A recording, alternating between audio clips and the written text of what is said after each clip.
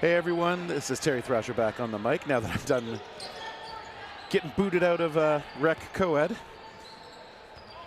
And we are here at the Dodgeball Toronto Kickoff Tournament 2024. Thank you to JP Nuyens for filling in on the mic when I obviously couldn't. I always appreciate it. I hope everyone else did too. But we are back. Now it's competitive Coed. So you are seeing a few players you may recognize from the men's and women's divisions yesterday. I think just about everybody on the court was also playing yesterday as well. So good test of everybody's conditioning.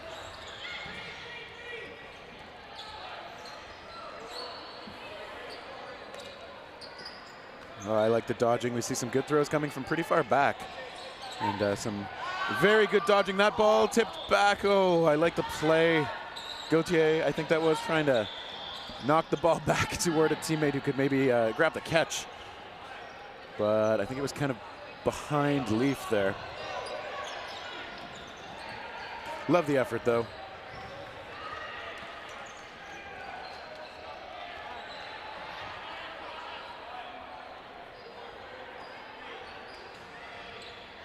There's the throw from MFS Timberwolves. And TiDaL on the other side here, of course.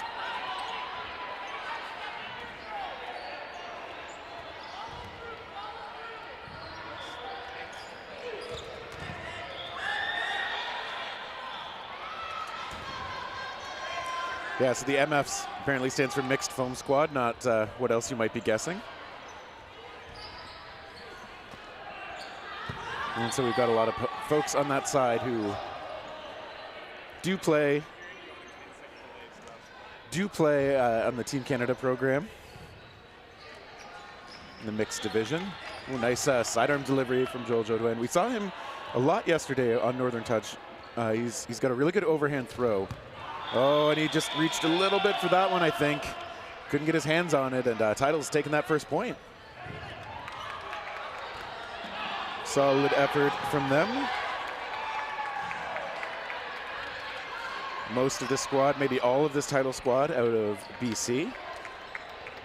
Making the trek all the way across our vast country, almost all the way across here to Toronto. Well, the Toronto area. I shouldn't lump Markham in with Toronto. They don't always love it.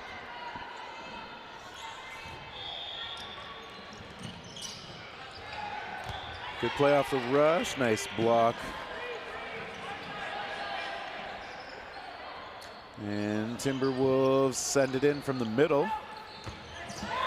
And okay, we got a team catch. That ball popped up in TiDaL's favor, so that is a couple of outs, but there was a catch on the other side too, so refs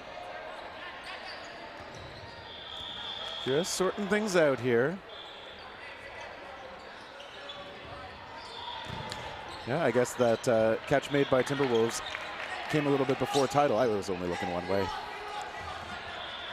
Good on the refs to sort that out.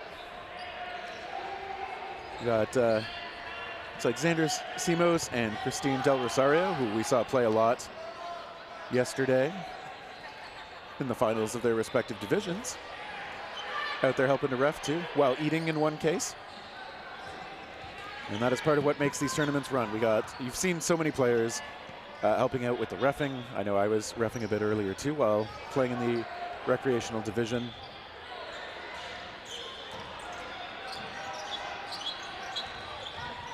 TiDaL kind of lurking out there. They've got that 1-0 lead. Like how Jeremy Lai is just kind of creeping up in the corner. Ooh, that shot coming up high onto Robertson. Actually, I'm guessing that the jersey says Robertson, but the roster says Keith Robertson. And I could be wrong, but I'm not sure that that's a Keith. We'll try and find out the actual names so that I can call them correctly. Okay, nice drop shot. Ewell managing to put that ball over the blocker. I think we got a bit of a downward curve and getting the out. The Timberwolves on the hunt.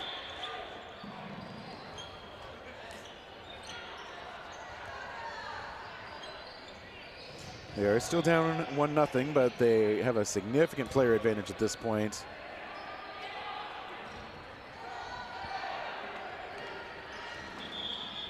TiDaL players huddle up a little bit, and I heard a whistle. I think they're just swapping out a ball. It looks like Xander flips one in. Maybe the ball that was in the hands of number 7 over there is a little underwhelming. Ewell blocking that solo shot from Chung. Timberwolves to the line.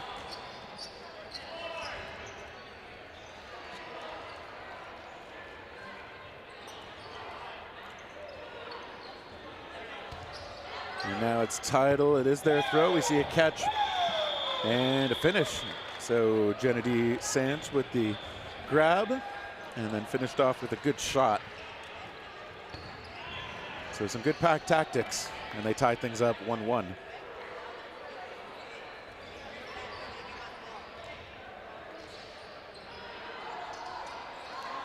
This mixed foam squad has players from pretty good range of places. We see some Manitoba folks, some Ontario folks out there, some Quebec folks. We've got Coach Dennis Kennel over there on the sideline, first year coaching in the national team program. Someone I've had as a teammate before. I think their game knowledge is tremendous, so I'm confident they'll be a great addition to the coaching squad. Okay, Jodoin doing well. Although he did block that ball into Benjiang. Unfortunately, that part, too bad. He kept himself safe. That's goal number 1. Okay, steps right into that one. Taking Wu off to the sideline.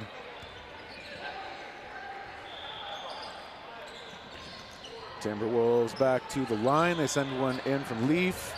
And Stanch getting a windmill shot in on target. Getting the out. Great throw. Rousseau now in the corner. Chung just faking. Okay, some good disguise from TiDaL. Nice shot from Rousseau, although the return shot takes him out, and then Chung taken out in return. So some very good recognition of opportunities from both sides, but mixed foam squad Timberwolves coming out on top in that exchange. They got 3 players left, just facing down 1. And both shots right on the money. Timberwolves with their 2nd point in a row.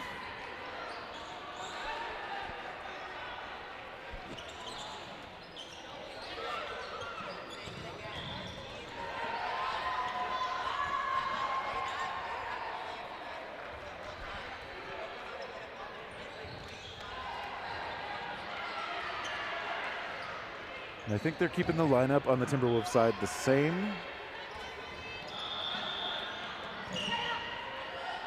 Maybe keep what's working well. Holloway with a little bit of pressure, but TiDaL's going to regroup at the back line. Timberwolves showing a little bit of pressure, just a little bit of pressure. Okay, the counter coming quickly at Holloway, but a miss. Eng's shot misses. He absorbs 2 counters as well. Okay, Rousseau tagged out.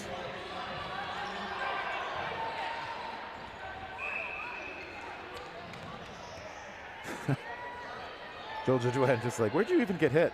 Just showing the elbow there. Benang really stepping into those throws. He does get countered. I think when people have room to counter him, his windup is so big and his throw is so good, but he's a bit open at times afterward. Really good at scrambling to safety, though. But TiDaL, they're really finding those moments in this one, and they get 2 balls on the money. Yule is alone on one side, Jocelyn Luke on the other side. And Yule did get a hit there. Lai heading off. Jocelyn Luke, who's been part of the national team program for a few years now.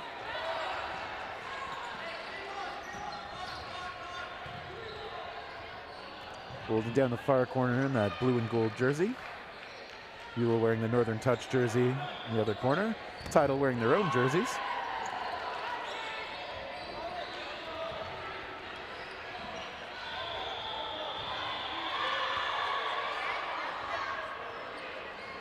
Timberwolves to the line. It's Yule's throw again. Chow. The block was a little bit casual, and looks like he suffered for it a bit.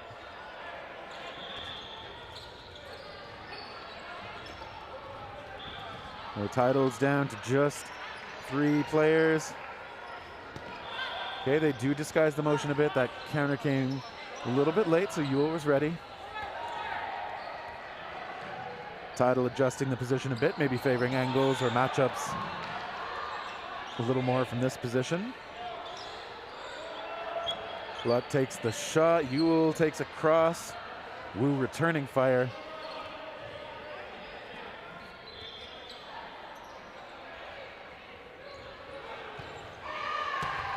Okay. Luck disarmed. It happened to me once in this tournament. It is my least favorite way to get out. Oh, that ball came up nicely. Wu with a block. That was interesting too. Wu's hand was sort of low on the ball, fortunately, because that incoming shot came in high on the ball. And had she been holding it a bit differently, that would have been a finger shot, but that's interesting. So now TiDAL still has to try and close things out. Yule is very comfortable in these solo situations.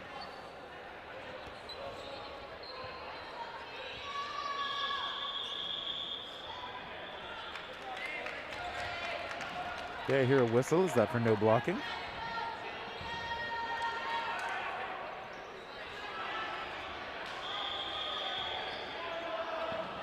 It's going to be on TiDAL to throw. Here's a preemptive shot from Yule that is handled well by Holloway. Can be tough when you're already holding the ball to make a catch, but well done. Get TiDAL back onto the scoreboard.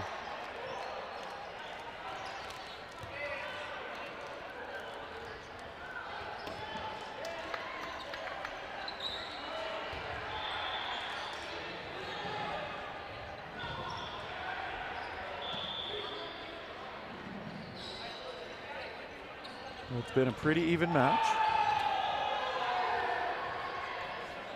TiDAL showing up well against mixed foam squad Timberwolves. Coach Queno coming in there to talk things over with everybody, but I think they're getting the signal to line up. Both teams adjusting the ball position for the opening rush a little bit.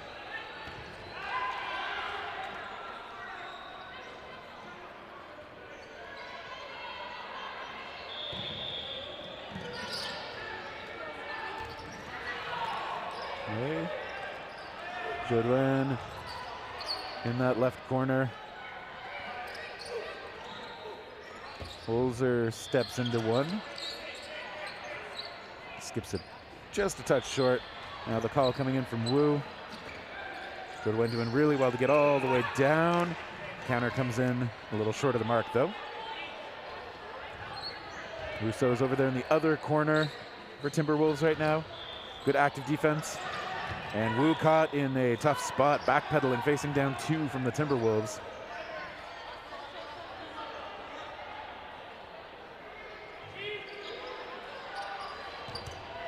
And okay, it looks like they get Holloway. He's trying to slide to safety, but No luck there. Wu on the far side is going to take over the corner. They talk things over. Comes in from their left side. And Timberwolves just figuring out how to play defense. There is ball sent all the way back to the Timberwolves side. Holds is the one making the calls now from the middle. Jodowan's shot skipping just a little into the middle. Okay, Russo finding a good hit, and then a hit in return finds him as he went low. TiDaL probably ideally doesn't want the 1-for-1 in this situation. They're down several bodies, but okay, Ewell tagged out. Good solid shot there. Now TiDaL showing good pressure. Ooh, close shot. But good pressure from TiDaL to make sure that that ball had time to roll out toward their retriever on their side. Jodowan tucking down low in order to avoid that ball. Holds her on the other side. Leaf now getting the ball as well and making the call. It is Leaf taking the shot and then a rush, but just pressure. TiDaL wants to set things up, talk about the plan. They've got 2 players. They send one ball. They send a follow ball. Counter shot from Jodowan missing.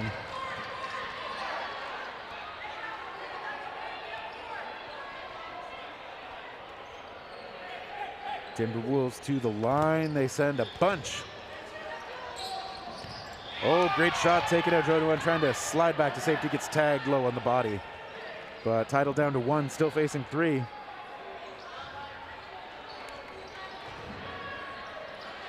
Coach Dennis sending in some advice from the sideline.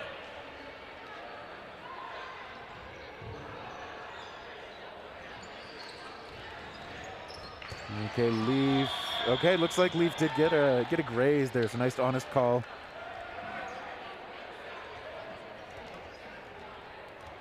Calling herself out, just pointing where she got the graze.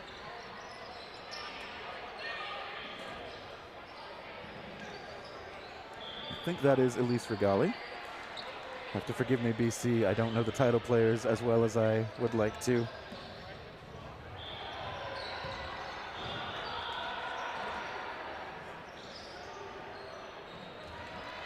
On the scoreboard, we got 3-2 for the Timberwolves. Timberwolves getting to that opening rush ball a little bit quicker. Wu taken out by Ewell. Ewell did get the throw away pretty quickly too, so TiDaL just a smidge behind on the rush there. Nice shot onto the other Wu. He finds himself on the sideline and sort of cheekily wearing the Kevin Wu jersey from Fury. Okay, Sanchez out on the sideline over there. They're drawing in a couple of shots. TiDaL just has 2 on defense now. Timberwolves send 2 toward that right corner again. The TiDaL's wing player calling everybody in to make sure they talk about what they want to do next. And comes in, pops up, sends one high. Gets the out.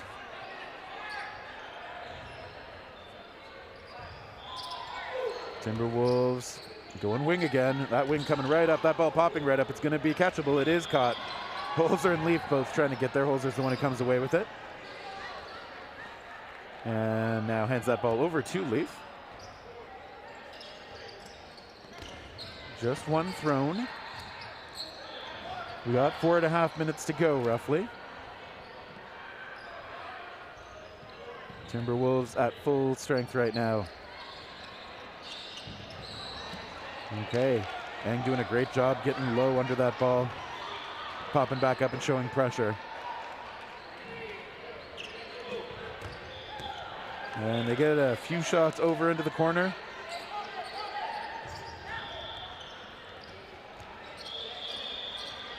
And referees have stopped things a bit because there's a purple ball from elsewhere getting sent back home. Charge counter from a few players. Eng is the one connecting there. Jodowan helping to set that up. Timberwolves going to take a 4-2 advantage. Still time, of course, for TiDaL. 3:45 on the game clock. Lots of time to make things work.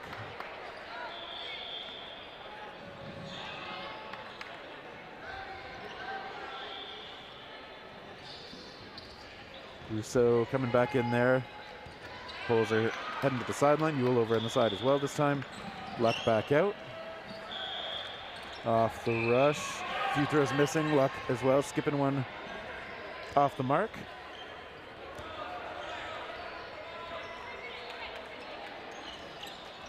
Timberwolves and TiDaL exchanging some shots.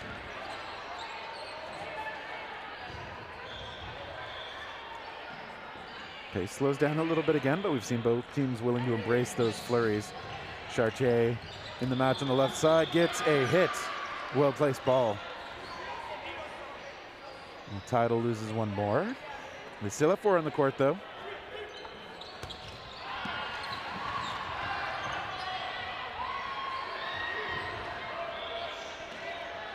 Rousseau again making the calls. Bit of an outside curve thrown by Chartier there.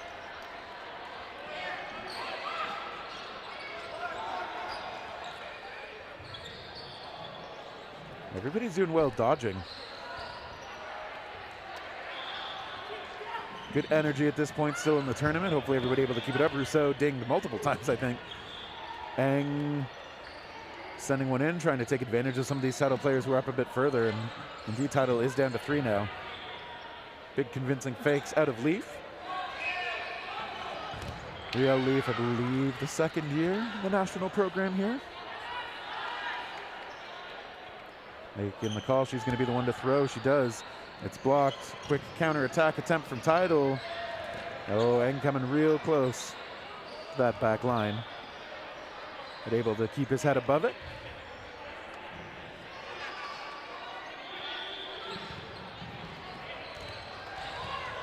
Good blocking out of Leaf. Mixed foam squad Timberwolves going to talk things over again, looking to really put this match away against TiDaL. Oh, great shot.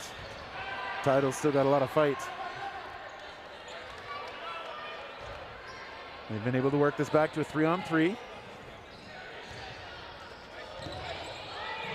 They look toward Eng in the corner.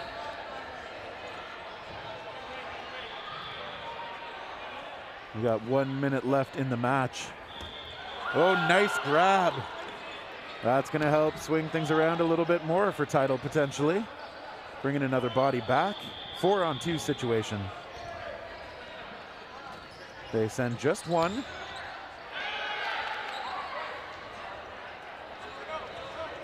And we'll see what...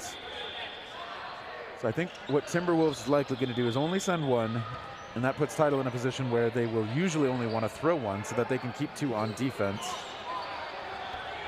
Although this time they do send a couple. That is the higher percentage way to try and get the out, of course. So it's just a question of what do they want to do? What do they want to focus on? How much do they believe in their ability to get out of those shots being sent from the Timberwolves side? And we are, oh, they are going to see them lose a player. And we are getting right toward no blocking. Hangen looks still out there. 3 players still out there for TiDaL. Ewan's done a great job of protecting himself in the corner and popping up and showing pressure, sometimes taking those shots right away. Hasn't quite been able to find his shots on his counterpart here, Ben Eng, but if he can't connect with one of those, it's going to be a big deal. We'll see if the no blocking makes it possible. Ooh, that's a high shot from Eng, and oh, that one. Finally, Nguyen finds it, and then Luck taken out as well. TiDaL secures the point.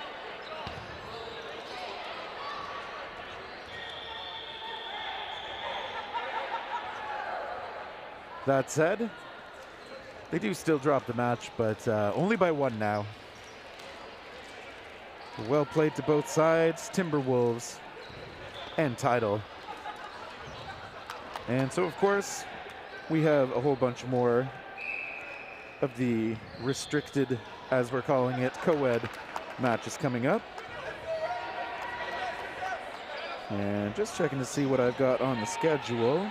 Coming up next on this court, we should see Pretty Fly for a French guy versus Ella Trapp. And that is what you'll be able to see if you stay tuned with us. We hope we'll see you back for another match here at the Dodgeball Toronto Kickoff 2024 tournament.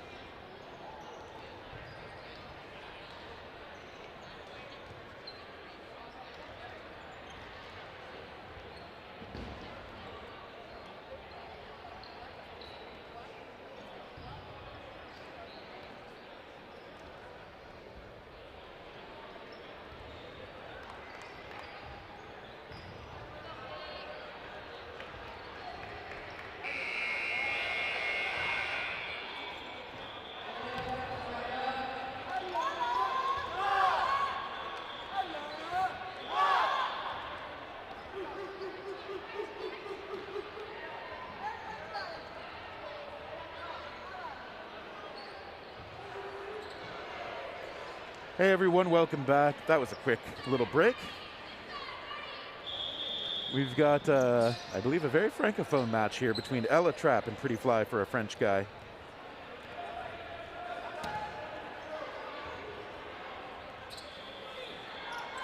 Right away off the rush. Patry taking a shot, and I like the energy in the Ella Trap mid there.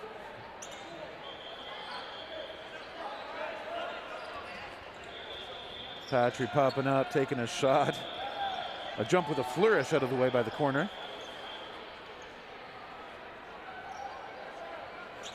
Defensive call coming out of Pretty Fly. But Ella Trap getting that ball back off the clean block, which is nice. And now Pretty Fly sends just one in.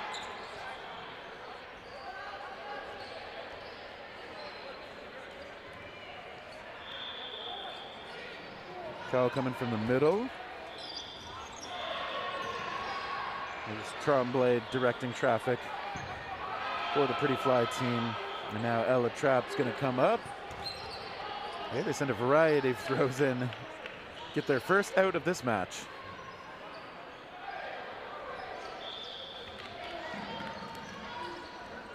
Pretty Fly getting a hit. 2 balls invested toward the corner. Well spent. See Jobin Ross doing a lot of the communicating right now for this team. Ooh, that shot coming in nicely toward the glasses of Patry. Always makes me nervous. But Pretty Fly is going to try and return fire here. That ball popping up. Ooh, it's not catchable in the end. 2 casualties on the Ella Trap side. They've still got 3 on the court though. And 2 balls. Let's see what they're able to do with it. 4 still on the court for Pretty Fly. They send one into the middle. Elect to hold 3.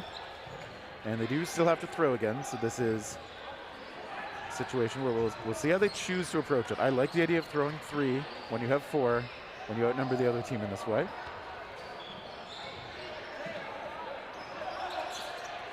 Okay, nice underhand delivery.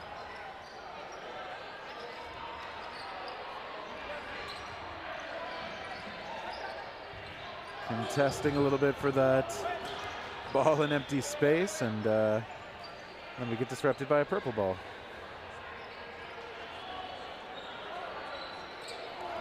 Pretty Fly, okay, a preemptive shot tried by Ella Trap. I like it.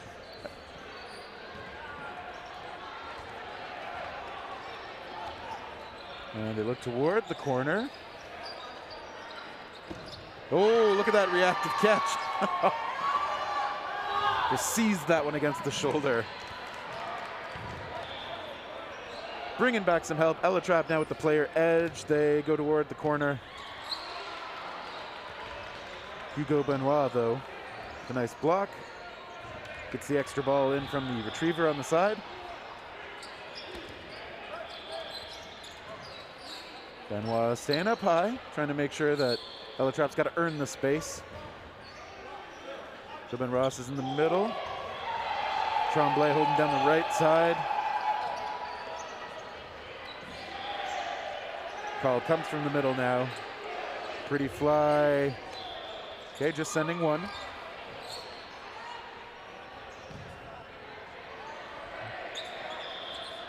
There's the windmill again, blocked nicely, but looks like we get a 1-for-1.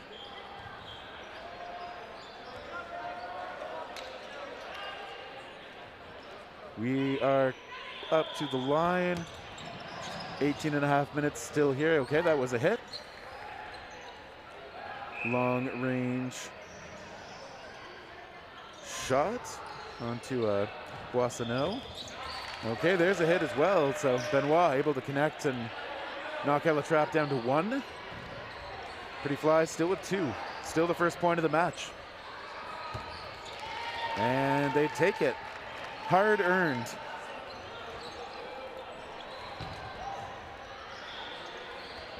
Pretty Fly for a French guy. Doing work out there. We got referees Mergler and Croft doing their duty.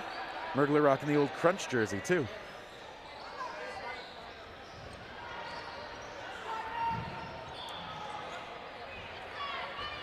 And as we get the second point underway, it's JP back on the mic. Hey, hey, it's me. So we have a very francophone match, I was saying earlier. That is definitely not Joel Jodoin. Yeah, that's Blanchet out there with the cross-province jersey representation. Everyone calls him LP. I'm assuming it stands for Louis Pierre. You are correct. Okay. I don't actually know. Okay, well, risky call on the broadcast then. I mean, what other combination would there be? I just took an educated guess. All right, so Pretty Fly coming back up. And LP was last year, I believe, first year in the national program. Yeah. And Hubert Gaudreau looks like he's playing again. That man has retired more times than I can count. That's almost a genre of dodgeball post. People retiring, and then 6 months later, you're like, wait a minute. Yeah. Or people like me that just keep hanging around. I'm not retiring, I'm just not done. Yeah. Blanchet did get a hit there and then tried to get his hands on the return shot, but knocked out. The middle player here, I don't know his name. Really nice throw. I've seen him play before. I believe that is Savard, Thomas Savard. Right. He was wearing a Savard jersey yesterday. Ooh, good hit. And was that Hubert hit out as well? It was. Okay, damage being done by the Ella Trap side now. Jobin Ross hit out as well. That was 3 quick outs on some good accurate shots from Ella Trap. I was just watching this team play against Team Canada Mixed, and I believe they ended up losing, but it was a very contested match the whole way, so very well put together team. Yeah, they've got some good dodgeball chops. Remaining, we have Annie. I don't know the other player's name, but I'm going to do process of elimination here. Marie-Pierre, there you go. Ooh, Hugo, nice under low throw on Annie, just barely hits her in the feet, and then Marie-Pierre takes one off the head. So what I like about that attack too is good patience from the finishing shot, like just coming up, making sure you know what your shot's going to be. You see the other player commit to that defensive move, you can just wait them out. Yep. And then just eliminate them. Yeah, you're like, do I want an ankle here? Do I want a shin? Do I want the? Yeah, I think she like slid sideways, so you kind of get the pick of the litter at that point. It was almost the cower dodge. Yeah. Okay. Not a full turn, but like side turn. So Pretty Fly for a French guy here actually had just one rusher go for all 3 balls, and on purpose. Yeah, when you see them put 3 balls together like that, if I'm facing that as another team, that is just an unfortunate ball retrieve there. Okay. Kind of gives the other team an opportunity. If you see 3 balls together on the rush, you know you're getting like an open shot on somebody. Yeah, it's a very conservative way to do the rush, and it suits a more defensive style, I think, but it does run the risk of giving the other team 1 or 2 uncontested throws off the rush. Oh, nice catch. Very nice catch. Benoit making a good step back and collapse on it.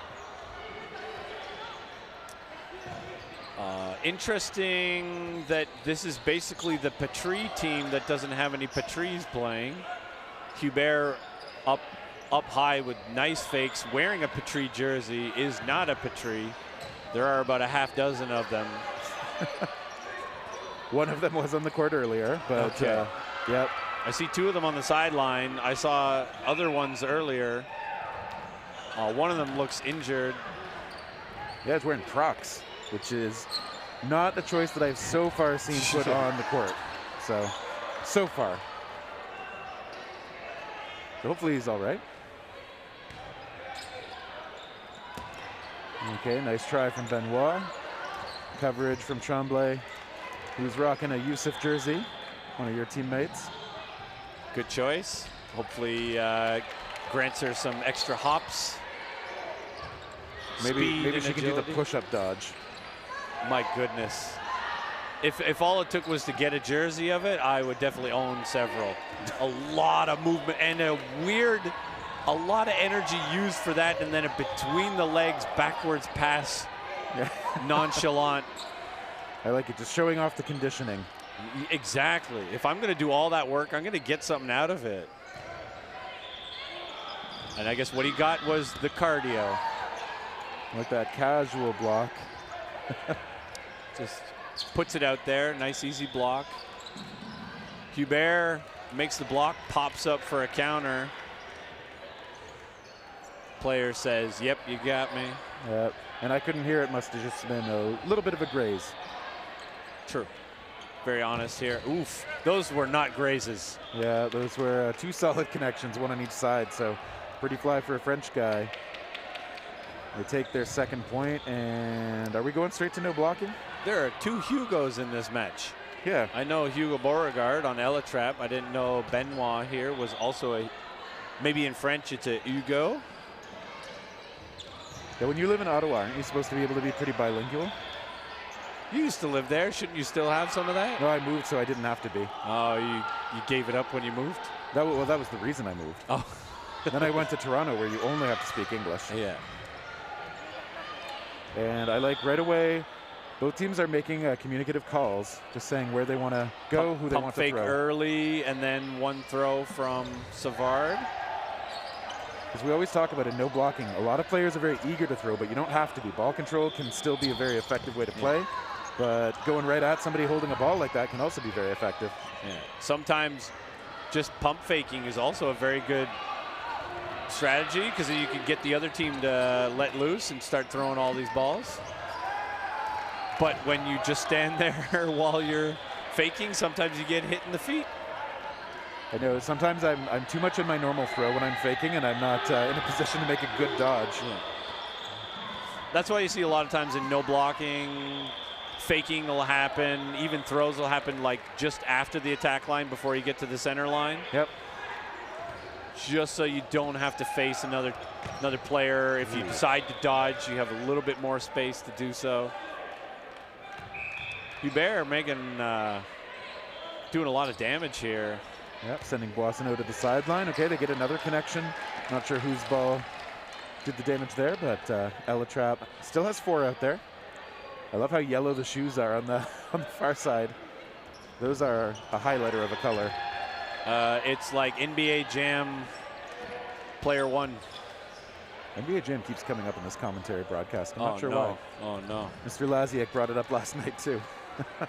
He's way too young for that, I assume. I don't know his age. He's too pretty. He's to be old enough to, like, reference that game. Boom shakalaka.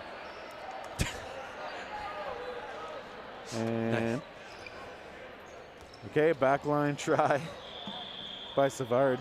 So kind of what you were saying, like, players are more likely, if they've got the arm for it, to try shots from the back line. I think this is where it's important to not have too much ego about your throw, because if you think, like, I can throw from the back line, and too much comes off of it, and you see players just sitting there looking for catches, like, that's a clear sign that you may need to step into it a little bit more than that. And unless you have a really hard throw, or unless you have a lot of movement on your throw, it is definitely ill-advised to be throwing from near the back line to the other back line. Yeah, especially the cross-court tries can be a tough ask. Yeah. So in that case, what an effort. Savard. Off his chest, smashes his elbows on the way down. He's kind of nursing it now. Yeah, he's feeling it, but he's young. Just give him some Gatorade. That's right. Sip it off. Sip it off. All that, right. That is why I actually wear a sleeve on my throwing arm with an elbow pad, just in case. Yep. And that might help swing things around for Pretty Fly on this point, because they are just facing one nice little hop and attack, and couldn't squeeze it. Almost. Ooh, that ball almost getting away, but Elatrap's still going to keep control. Hugo moves really fast. He moves really well. Very agile. Got good gas, good cardio. He's definitely gassing a little bit right now. He's feeling it. It's okay. This is when you can take a break. And back line. And back line. I like how much committal and movement was in the dodge, but that is tough when you are that close to the back. True. And for a guy like that who moves around as much as he does, like, it's going to happen quite a bit. if he's not careful. Yeah, I think he's been pretty careful for the most part so far. There's, I believe, Adir Hamel. He is very hard to hit. Like, you almost have to like throw 2 balls at him and trail the first ball. Like the second one's got to come in a little bit later because he is going to fully commit to a dodge like that. And he's also a very good blocker. So if he has a ball in hand, he's very hard to take out. Yeah, because he will do those big movement dodges. If you have somebody on your team that you really trust with the accuracy, you want to set them up to be that second shot. If he goes in the air, and you got someone who's pretty good at hitting someone on their way down or something like that, I think that's the best way to try and get somebody like that who is otherwise just really, really elusive. And it's also very odd to see him wear knee pads because for the longest time he wasn't wearing knee pads and sliding around like a maniac. Yeah. So it is just painful to watch someone slide around on their knees not wearing knee pads. I don't know, there's this new trend now of people just not wearing knee pads. A lot of the American team didn't have knee pads yesterday. I know it is one of those things that scares me almost as much as the players who are playing with glasses on. Oh, yeah, I saw a couple of those this morning, and I'm just cringing every time they almost get hit in the face. LP with a rocket just gets the hair of 25. Boissonneau, I believe. Boissonneau. Yeah. See, you still got some French in you. It's not Boissonnot. Pomme de terre, magnifique. Bibliothèque. This is the problem, is when you take French all the way up to grade 10 or so, and then nobody asks you to do French after that, it disappears. Ben, c'est ça. C'est ça.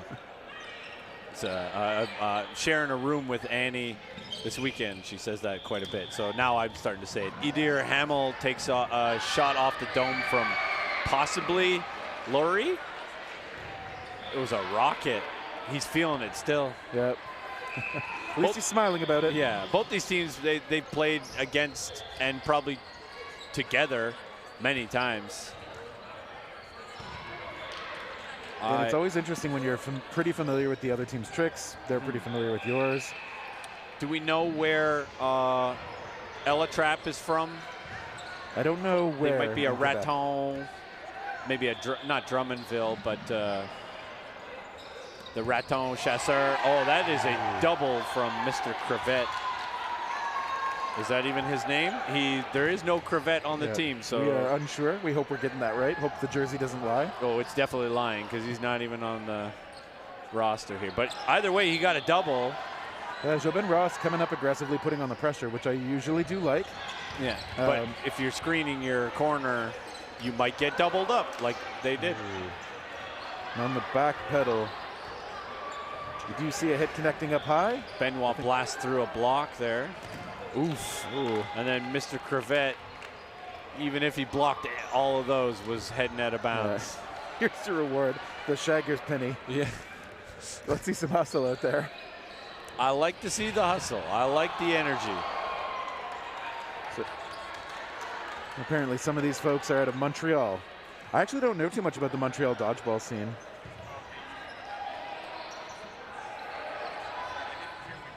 Oh, so it sounds like Ella Trap would be out of Montreal. I thought someone would said they were. I do know that Adir Hamel and Hugo came from the Diabolique men's team, who were mostly out of Montreal. I don't know some of the other players, so it sounds like, yeah, they'd be.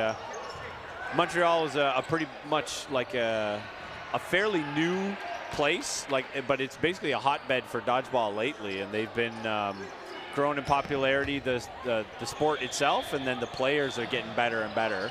And you know, one of the things that's really helped grow the popularity of the Montreal dodgeball is how good those Diaboliques jerseys are. I think they've been very popular. They are, yeah, they are one of the coolest looking ones. I bought one. You would. Thanks, buddy.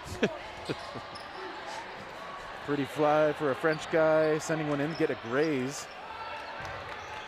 I don't believe Diabolique is a team anymore, or maybe they are, and I don't know. Because I know Josh Walsh, the captain of Diabolique, is on another French team now. There's always some dodgeball controversy, drama happening. And just team shifts over time. That's true. Yeah, it always happens. Like, Ontario has a bunch of shakeups every year. You know, Rampage getting dissolved and then absorbed into Mavericks was a big shakeup. Ooh, nice dodge by Hugo there. I love the attack from Jobin Ross, too, going cross court with a throw that looked like she didn't get a lot on it, but it caught the target so off guard. Hugo pulled up his knee pads there a second ago. He was like, oh, yeah, that's right. I was about to slide, and then I couldn't. And look, you can hit the ground like that because you had knee pads on. I've been saying to him for every time I saw him, I'm like, you're great. You're really hard to hit. I love what you're doing. Put some knee pads on.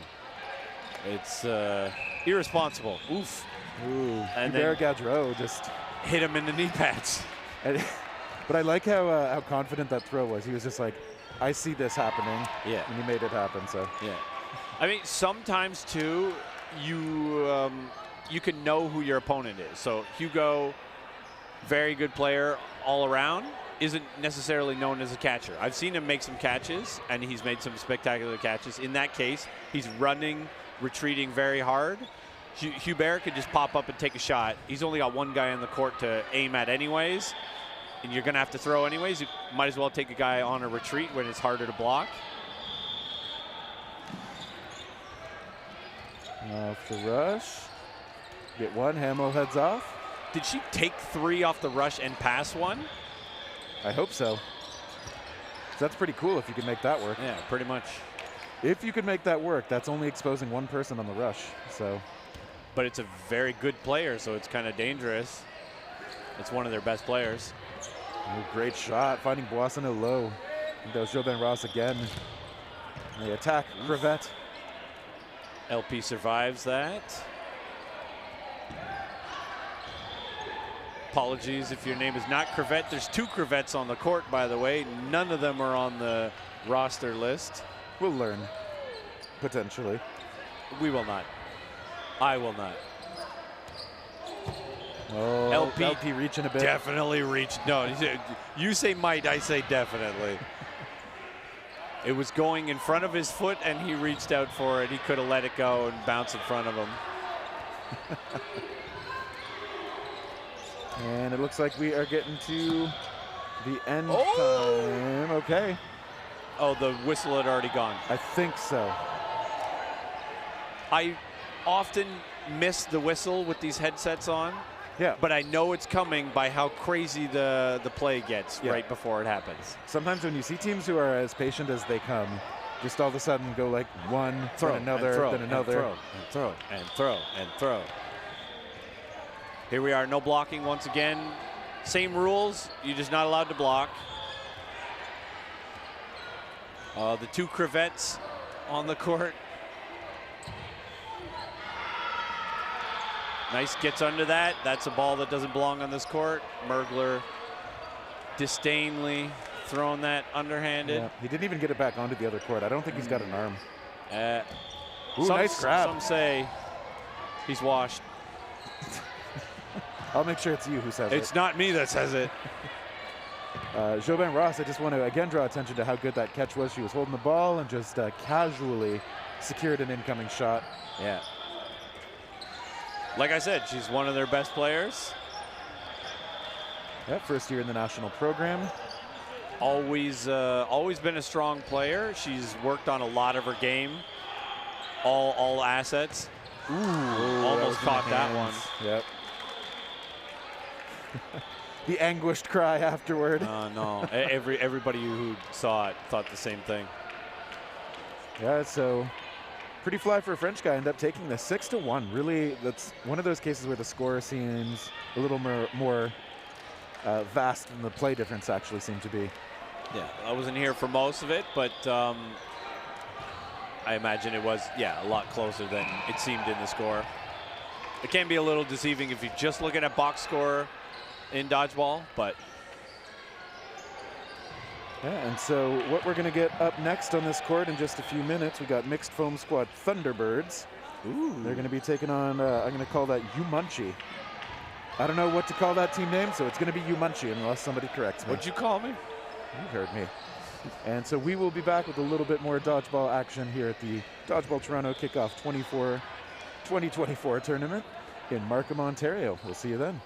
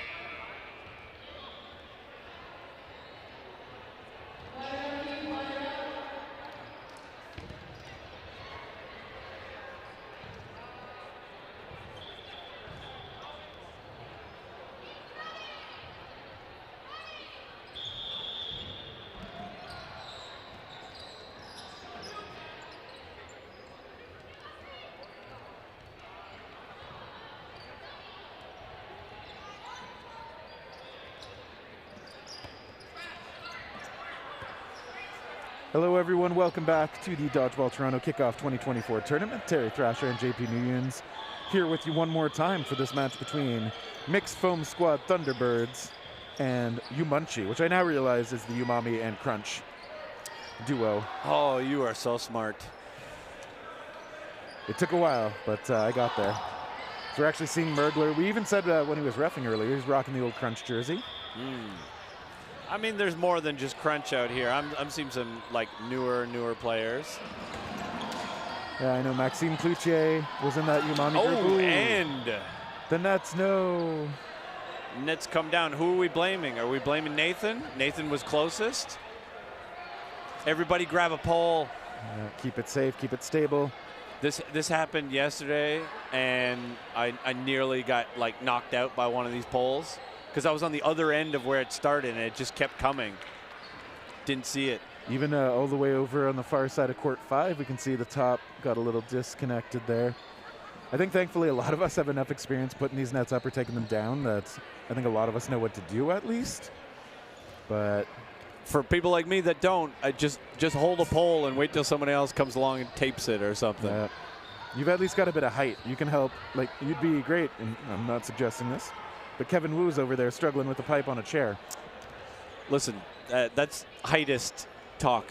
I mean, just because I'm tall doesn't mean I like getting things off top shelves and stuff. It's a weird misconception. I don't ask short people to get stuff off the bottom shelf for me all the time, although I should. It's probably for the best you don't. I got a bad back, you know. I got to like ask somebody to bend over and get it for me. They don't even have to bend over. It's just right there at eye level. And you want them to toss it up to you, or? Yeah, well, the world is not designed for tall people. Let me tell you that. I think there's probably at least one short person who's hearing that right now and is like, oh, tall people have it tough, huh? Yeah, well, how many times is a short person hitting their head on something hanging down too low, or like, even in my house, I've got a doorway in my basement that just hits me just at the middle of my forehead. So if I'm not paying attention, it's going to hit me every time I walk through it. Yeah. But like anything like countertops and stuff like that, if I'm washing dishes, I have to micro bend over because nothing's at my. I'm not even freakishly tall. I'm just like somewhat tall. Life's hard for tall people. You heard it here. Yep. Dodgeball Toronto's unpopular opinion. All right, and back we are with more dodgeball, and immediately Maxime gets a hit, Mergler gets a hit. Yeah, and that's Team Canada member Will Andrusik over there. And new player Boudreau, Taylor Boudreau. I don't know where he's from, but Manitoba. Yeah. Producer Mitch was all just like, "Oh, I'm so happy that Boudreau's on the national program now." Oh, I heard it was like a French name. I assumed he was from Quebec, but he is wearing Red River, so makes sense. Karen Vanderdeeken. Oh, Kevin takes out Maxime, but gets taken out by a nice counter by Maxime Cloutier as well. Maxime Cloutier, second-time national foam player, made the squad this year. Played with Fury last year. Ooh, nice sidearm shot by Vanderdeeken. I love the jersey she's wearing right now. I don't know what that shirt is, but there is a trend right now for jerseys. Just add all the colors on a black background or like dark purple. That one's not overstated. I really like it. It does seem to be only on one half, which is quite nice. But you'll see here walking through the picture, Wham, purple with a bunch of neon crap on it. They're like, remember the late 80s? It's our jersey. Yeah, it's like, you remember neon? Well, we're going to neon everything. That was basically early 90s, late 80s. Umunchi off to the strong start on the scoreboard. Maxime fakes a shot, doesn't take it. And a rocket of a shot on Zion, who kind of shakes it off like, oof, maybe I should have looked up. Yeah, that came in from far enough that he might have been caught a little off guard. You are never safe when Jason Mergler has a ball in his hand. I know that. My face knows it. He hits me all the time in the face from weird angles, full court shots. Ooh, Boudreau, nice shot, catching Cloutier, who went into a good defensive posture, but clipped anyway. Yeah. It's hard to see from here if there's movement on these balls, drop shots, curve shots, whatnot. Basically at this level, almost everybody's got a version of a drop shot or a curve ball. Ooh, Boudreau commits to that dodge, lands hard, pops back up. That's why we wear the knee pads with the padding on the side, too. Looked a lot like, what's his name, Alfaro from Red River. Right. Hitting the ground real hard, but, oh, he's kind of feeling it now. Yeah. Meanwhile, McCaffrey hit out on the Umunchi side.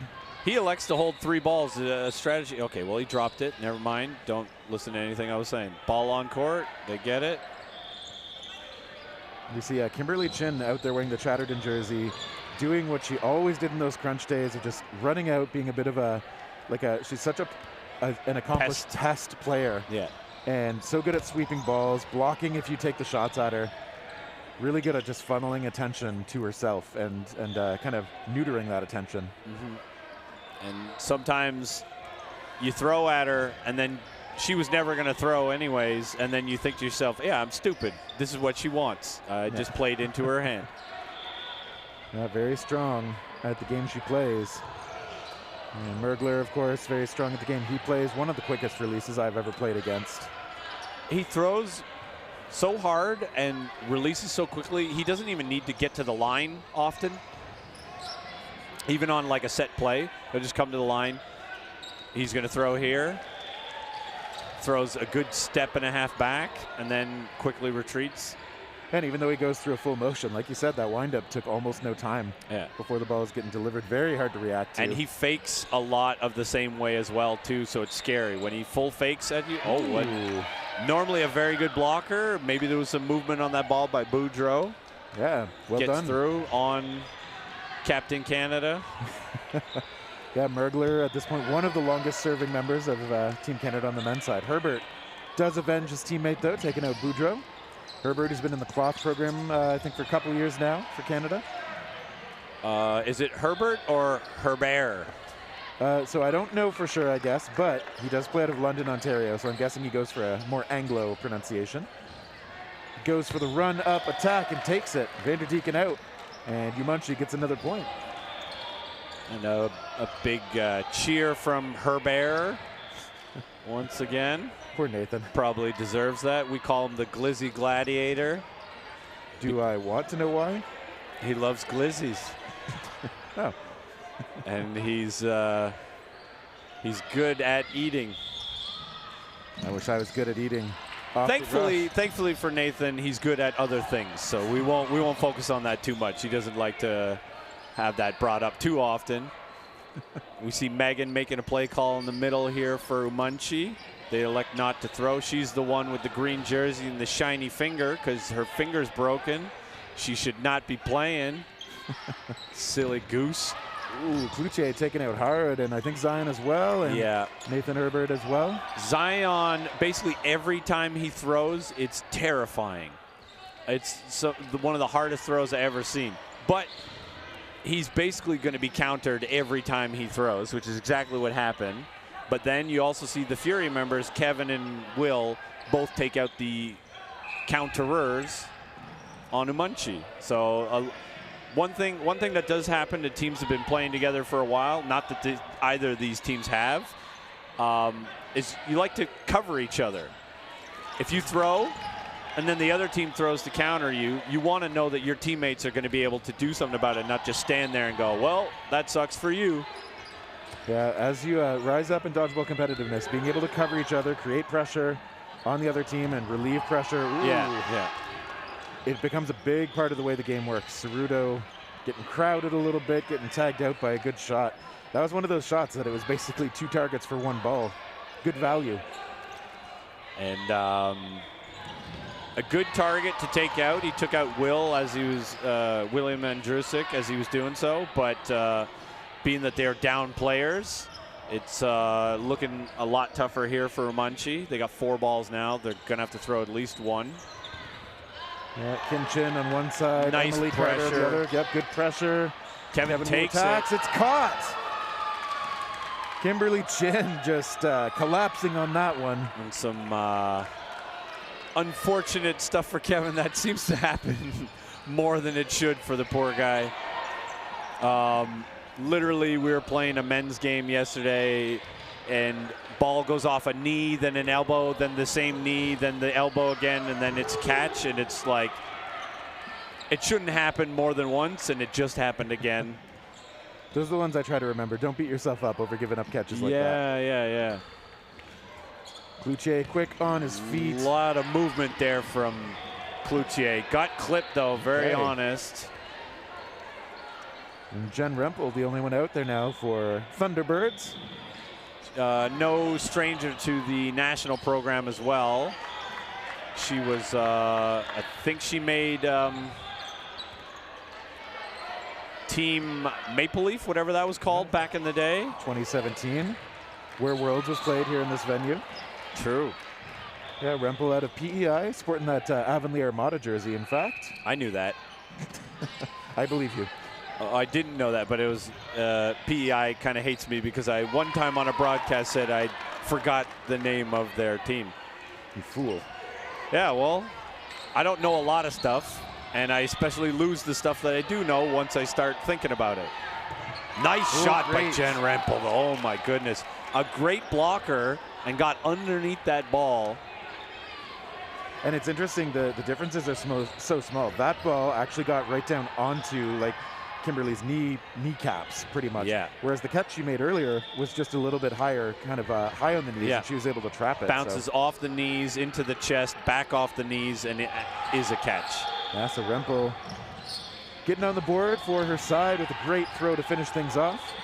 I just saw a very interesting strategy there by Team Canada Red. Kevin Wu runs for the ball. Instead of passing ball to his immediate left, which would have been Karen Vanderdeken, she was there to receive it. He actually passed it out long to Sam Coe, the hardest foam player. So interesting strategy. Almost like, you know, in like volleyball, sometimes they're like set up for like a spike, but some person goes for a fake spike, and then the real spike happens. That kind of looked like a bounce, but whatever. Sam Coe's going off. Nathan does some weird acrobatics and puts his hand behind his back sheepishly, like, I should have been dead there. Yeah, not exactly Cirque du Soleil, but it worked. Oh, still on the court. And it was going into no blocking, so also why that craziness happened. Nate, huge windup, but then a Mergler throw. Yeah, Boudreau putting on the pressure from the far corner. Mergler might throw this.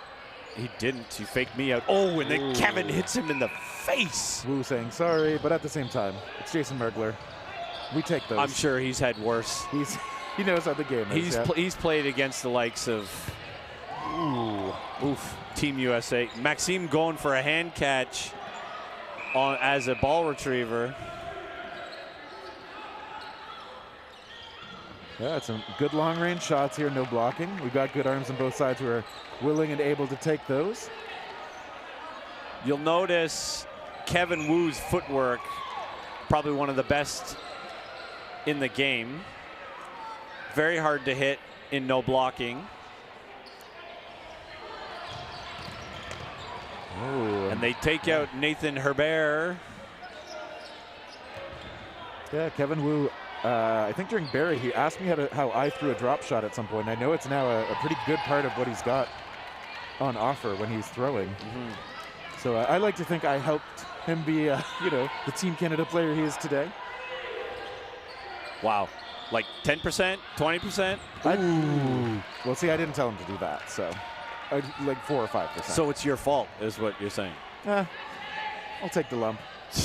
If you take the credit, you also take all the bad stuff. Great counter by McCaffrey. McCaffrey, known to be a known chucker, chucks it. They weren't looking at her, so that's a good chucking situation. Broken finger. She's only got 9 fingers to work with. She's taking this. The math works. Yeah, she's got 2 players. She can afford to sacrifice herself if she's going to get the kill. And what I do like there, once she was committed to the play, she just followed through. Even when she knew the incoming throw was definitely right at her, just still committed to the throw. I think that's what you have to do if you're going to play like that. Yep. But look, she's protecting her hand in the high 5 line. I really hope it's okay. I think it is. It's a pretty heavy duty brace on there. And so these teams are going to switch sides. Umunchi in the lead. I'm wondering why we didn't see a lot out of Zion in that first half.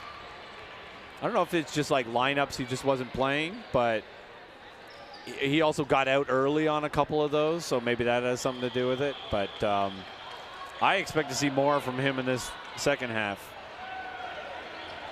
And just seeing how good the talent levels are in this tournament. I mean, we've got a big chunk of Canada's mixed home squad on one side, and they're losing to a lot of... There's a ton of experience. Ex-Team Canada. We see Jenna Flanagan out there, who's been an MVP at Worlds. Current Team Canada / MVP at Worlds / all-around great player. It's... You don't even need to qualify it right there. It's like she's one of the best female players. She's just one of the best players, just hands down. Absolutely. She can hang with anybody at any time, and just great personality, great person to play with, always good vibes. Nice fakes by Will, pops up and takes a shot. Take that, Ceruto. He heads to the sideline smiling. Yeah, he knows he got caught there. Yeah, Ceruto. Chin coming way high up, trying to distract from these throws. Molly putting more pressure on. I was surprised to see Chin throw that ball, too. I thought she was just going to try to draw in another, but... And Max jumps into a headshot. Ooh. And Drusik is sniping some people on this point. He's been suppressed a little bit in this matchup when he's been on the court, so now perhaps heating up. He's also hitting headshots, but he's apologizing when he does. He's he's a very polite sniper. One of the nicest men you'll ever meet, and that's not even hyperbole. Ooh, Gets under that ball. I think that was don't think it bounced. They're saying it did. Even if it didn't take out the player, it was a great shot. Yeah, and nice movement. Gets way low on that block. Somehow barely missed Chin. She's just such a small target. So, Molly going to throw here. So good at getting behind the blockers. McCaffrey coming close there. Both of them very good fundamentals in terms of blocking, dodging. Megan making a play call, getting run down. They decide not to throw. Big fakes by Boudreaux, though. Those are scary. Yep, committing to those fakes all the way. I would have Pelletier. Yeah, I would have bought it on those fakes. Yep, McCaffrey heading out, so it's down to Kimberly Chin. Ooh, that was interesting. So I think the first one hit her, because if it didn't, that was a catch. And she's going out saying, like, I think I got hit. But it was like, I'm pretty sure that was a catch if it didn't happen. Yeah, I think that second one might have hit her foot and kind of popped up into where she trapped it. It's far enough away that I'm not sure. The refs obviously have a better vantage point on it than we do. But yeah. And Kenley, one of the refs here, has no shame in making those calls. Yeah. She's been making a lot of calls lately. No charity from her, even toward a reckless teammate. Sure. Yeah, Kenley. Will calling out the protection, saying, please hold him. I want to take a shot. It didn't happen. They eventually throw on Max. He jumps over that deftly. You can't hold that man down. Max, one of the higher energy players out here. Yeah. Nice casual leap by Will. Looks at Jason Mergler, decides not to throw. Ooh. And Mergler takes it. Probably thought he was getting targeted there. There's a good chance he was. Yeah, just that quick release, finding down at the shin level on Andrusik. Oof. Okay. Nice job, Kevin, on the what would be a trail, I guess. It was a little late. Yep. But staggered timing, I'd call that maybe. True. Too many syllables, so I'll call it a trail. They throw good. How's that? Why use more words Less words make good. Umunchi to the line. They don't connect with anybody this time. The Umami, also one of my favorite jerseys. I want one. Megan tried to trade with me, and she's like, oh, it's a large. Don't worry. It was a women's medium. Don't worry. It wasn't even a schmedium. Oh, Kevin, high pressure, could have taken that, decides not to.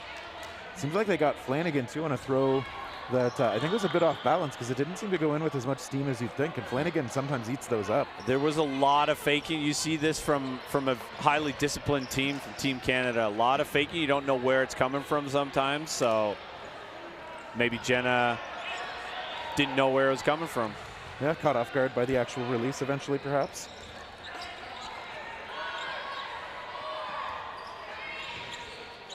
Things slow down a little bit. It looks like Wu's making the call, sharing it to the sides, and ooh, nice shot by Pelletier, avenging that counter. That's a good benefit, having really strong ladies on your co-ed team. Kevin decides not to throw. You assume he's going to throw, and then when he doesn't, and Molly ends up taking that shot, taking Megan unawares. Couple of exchanges here. Max still alive, even though he's getting thrown at a lot. Yeah, he's good at going up. He's coming. He's going to throw this. He did. Vander Deacon shrugging out of the way. Kevin probably backed off a little too easily there, letting him take that. Maxime can sense pressure. He can sense weakness. Very good instincts. Very instinctual player. Yeah, started playing at Nationals out of BC and has since represented all the provinces, pretty much. That is a popped up ball. That could have been caught easy. I think he just couldn't find it. He knew it was up there somewhere. I think he looked and realized he already got Kevin Wu and said, I'm just going to try to play this out normally and not just turn around and get hit. Yeah, it's risky when you have to look that hard and might have to wait a long time for the ball. Yeah, if you have to look up and go behind you to catch it, that's terrifying. You like literally have to turn 180 to catch it. Ooh, great he is shot. sniping shoes this whole time. Feet-seeking missiles. I'll allow it. And Vander Deacon taken out. Umunchi. Another point. They're up 4-2 with just about 2 minutes to go. So mixed foam squad Thunderbirds going to have to put it on quickly if they're going to play for a tie. Yeah, they need this in less than a minute 40. We finally see Zion back on the court. Feels like it's been a while. Sam Coe always fast on the rush, but Eric Cerudo even faster. Yeah, it sets up Flanagan to just take out Rempel. And Eric Cerudo flexing on that. Like his spirit is in the game for sure. That man is also retired several times. Pretty sure he had a retirement ball everybody had to sign last time he retired. And here we are. Still seeing him play on high competitive teams. Maybe this is post-retirement in his view. Well, this is like the seniors tour. Ooh, Mergler gets it on the back pedal. He's worked a lot on a bunch of his defensive skills, I think, and he is so much harder to get out than I feel like he was just a few years ago. That was a great throw. Ooh, Andrusic knew it. Going for the catch on Andrusic, probably not a good idea because that is the one man who's going to be nearly impossible. The other being Zion. He probably should have thrown that. Andrusic, of course, has been Team Canada teammates with Mergler, I think first in Cancun in 2019. And then mixed squad last year. Nice, and makes grab. a catch too. He needs these hits though. Well, Herbert's out. Jenna McDonald gets that hit. They need this last one. 1, 2, 3 together. They missed. This is going to be a hard kill. They have 2 balls. They don't have to panic. There's still lots of time. And a catch by Jenna. And it doesn't matter. It was a hit, but it doesn't matter. That was a William Andrusic MVP point right there. Hit on Mergler, catch on Cerudo, another hit. Yeah, did a lot of work in that one. On top of that, the really good thing that Mergler did when we were talking about the catch that he made, he took an opportunistic throw on William, and William jumped over it. which is no small feat when you're pretty close to Mergler anyways with that quick release. And then he didn't get rattled, shook it off, and then kept playing, made those extremely great plays. Nice no blocking play right here. Gonna throw out Mergler. Yeah, and because Thunderbirds were able to close out that point before we reached time, they're now in a position to try and play for at least the tie here. So good work on their part, executing so well. Oh, it doesn't go to overtime? Not in round robin. Shucks. I want to see more. Oh, that ball Zion up. is out. Yep. Mergler is alive still. William missed. Hard to know where Mergler's going to dodge. Is he going to go low? Is he going to jump? Ceruto throwing middle, misses Sam Coe. Now they got 4 balls for TC Red. They got to throw either at Max or... Well, Max is like, I'm going to throw at you. They get Mergler, though. That's a good start. Molly gets well. McCaffrey. Rempel gets Max. Great hits by the Thunderbirds. Yeah. Team Canada showing up in this sudden death. Still have some major catchers on Umunchi right now with Eric Ceruto and Jenna Flanagan. No blocking. You just blocked. Sorry, she's fairly new. Yeah, that's Emily Carter. Like you said, a little bit newer to comp play. Very, very solid player, though, in her own right. Okay, they send 2 into the middle, get another hit. They got a lot of balls now. 3 balls. Going to be William throwing here. Jenna looking to counter. She does. Balls touched is what is the call here. So when opposite teams' balls touch on the way, then they basically cancel each other out. Jenna Flanagan getting hit in the hair. That's unfortunate. Shave your head for dodgeball. Just got to shave your head. That's the only solution. Ceruto, we know he will look for the catches. I feel like putting his balls down, dropping to his knees as the incoming shots come in, looking for a catch. It's kind of the signature play. Big dodges here from Team Canada. Yeah, good job, Jen Rempel, getting out of the way. Ceruto attacking before another ball is in play for the Thunderbirds side. And William goes for it. He's upset at himself for that, for sure. But still 2 very good throwers, very good dodgers on this team. Eric Ceruto might go for a catch here. Goes proactive. And he takes one. He took Jen Rempel. That bounced. Knocks the defensive ball away. Wow. Ceruto finishing it off. He's still got the juice. He still got the juice. Do you remember Eric Ceruto used to play in one of those hats with the ear flaps and the I couldn't believe that. Yes. Exhausting. Would do it in trampoline dodgeball too, which is even more exhausting. And it's not like he just stands still most of the time. Yeah. Yeah, definitely one of the scary players when I started playing tournament dodgeball. Super nice guy. Yeah. Sometimes scary to face on the court, though. And then, like, when he squares up for a catch, it's like, I don't know where to throw because he'll reach and still catch it. If you throw it at his body, he's catching it. And still got it. That'll do it for another match. I do believe we'll see the Thunderbirds on this court again in the next match. I think there's a couple on this court, yeah. And then Spenny and the Jets on the other side coming up soon. Spenny and the... No, I'm not going to do that. Yeah, it's for the best. I know it's supposed to be Benny, but he said Spenny. That's their name. And I was trying to sing it into a song. It just doesn't flow very well. Also, I can't sing. And we will be back then with that match coming in probably just a couple of minutes at the Dodgeball Toronto Kickoff 2024 tournament. We'll see you there.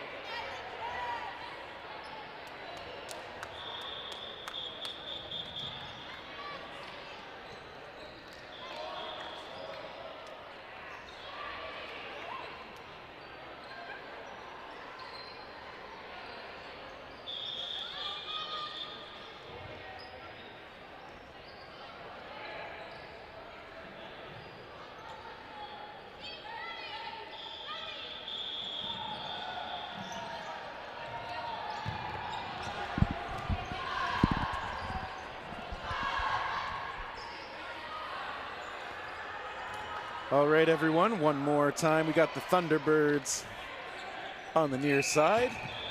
We got Spenny and the Jets on the far side. A lot of Mavericks and Reckless jerseys over there. One assumes that the Spenny in question is Spencer Tate out there in a Reckless shirt, and the Jets are everybody else. By implication, does that mean Spencer Tate does not have Jets? Is that what they're saying? Probably not. And so, a lot of Team Canada level talent on both sides. Lisa Mora, Nicole Gomes, Spencer Tate.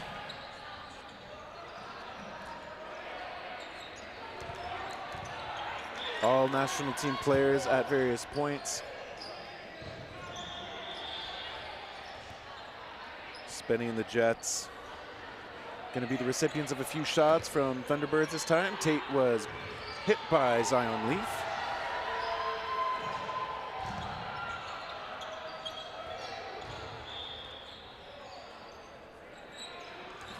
Shot comes in from Mora. Gomes ducks under that counter try. Pelletier still in the corner.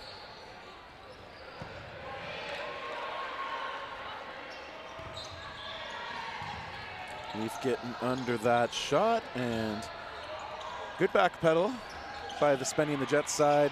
Thunderbirds doing well to create pressure, but now they're huddling up. They're using the full 10 seconds to set things up. Okay, it looks like they did get a hit. Leaf going aggressive and does get Gomes as well, so okay. It's just Lisa Mora out there. Lisa Mora, one of the Jets here, facing down 3 attackers coming on up. Sends a proactive shot, goes laterally. Good movement on the court. Mora sends a second one, pops that one up. It's way out of the reach of Pelletier, so Leaf taken out.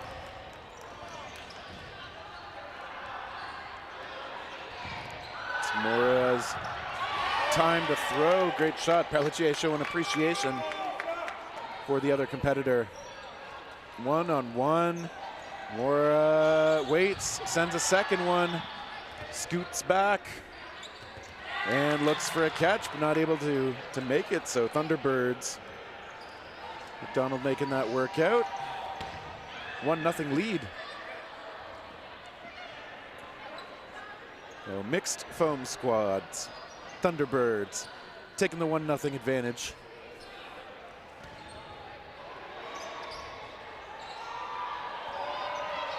And we see the lineup being mixed up a little bit. Spenny and the Jets this time. Ferguson is out already. He's often targeted early and often in these situations. Quinn out there. Sends one and takes out. Oh, comes close on Leaf, but he's able to get that block.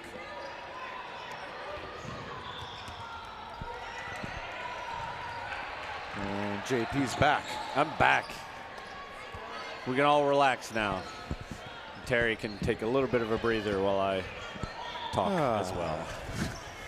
Although not much breathing happening here, not much relaxing with this team. I mean, this is essentially what, Mavs versus Team Canada Red? Yep, Liebo out there. One of those Team Canada experienced folks.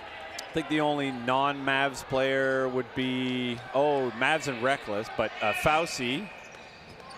Yeah, Fauci Lucien. I think he played for Team France at Worlds. Oh, interesting. Maybe Cloth? I don't actually know. I just know someone said he played for France, and now he's here.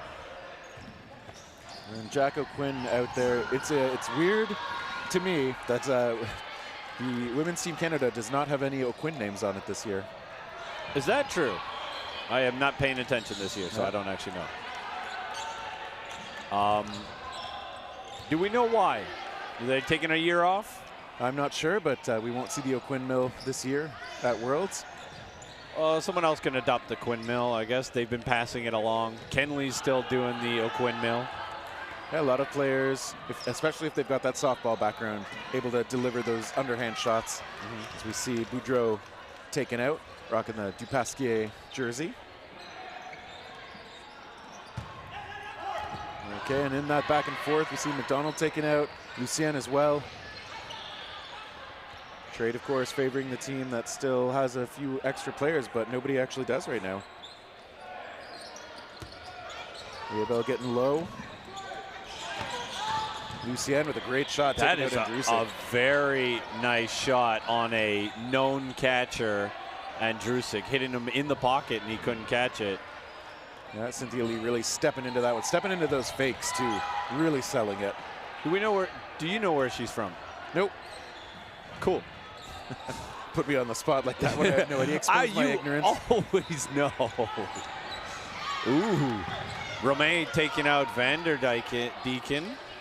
And then somebody else taking out Rempel on that. So it's just Zion who elects to hold 3 balls at once. Nice block, nice block. Takes one, almost takes Romain. He has lots of balls. Take your time, yep. Yeah, Gomes and the Abel graduates at that Lakeshore Hawks program. They've been working with Coach Vic Ravelli quite a few years. I presume they know how to play with each other quite well. Okay, great timing again, just slightly staggered, just a little bit. I've been informed Cynthia Lee is from BC. That would be why we don't know her, because we tend to not be able to play with a lot of the BC players. Like even like Manitoba players like make it over here quite often. Quebec makes it to Ontario quite often. But yeah, BC, we're a bit of a blind spot. But this tournament in particular tends to bring quite a lot of BC players. Very successful rush here. A lot of players from all over making it to the GTA for this one. You love to see it. Yeah, it's not Toronto. It's just outside Toronto, I guess. But it's all Toronto. Toronto-ish. Yeah. Spenny and the Jets attacking. They look toward kind of that right side. Who's the Spencer. Spencer Tate in the middle with the short sleeve Reckless jersey, jumping in the air. Ooh, Vanderdeeken also getting roasted again by Romain. He's just picking on her at this point. Actual bullying. William pointing at Romain like, you guys deal with this right now. You have 3 balls, hit him. And they throw very staggered because Kevin thought he was probably going to be countered. Yeah, Romain Leibel, also a very good soccer player. You can't have 2 things. You can definitely have 2 things. It's not fair. Oh, and Drusa calling himself off that. Spenny. I had no idea. Yeah. He's a very honest player. As much as Fury gets a lot of flack for crap, but you know, Spenny, one of the most, William, one of the most honest players. Spenny. So who's the least honest player on Fury? You don't have to answer that. Don't answer that. Okay, I'll just say me then, so I don't. I don't burn bridges or something. Spenny somehow getting more jacked every time I see him. It's always arms day for Spenny. Yeah, that guy works out. And he's got great ups too when you see him jump. And I think we got a grab on Lucien's ball. Really? Who caught it? I think that was Kevin. And I guess they're saying maybe he got Kevin hit. did not make a catch. Well, fine. Then I didn't see who made the catch. Then maybe he did. I don't know. Rempel is out as well. Got caught because Lisa Mora is coming on. Yeah, that's a lot of very capable catchers on both sides in this match, of course. Okay, Coed taken out. Pelche rocking the Andrusic jersey. Great shot onto Lee. But Mora, great shot. I like Pelletier, like, can I get forward enough? Nope, there's still about 10 feet to go. But you got to try sometimes. Got to see.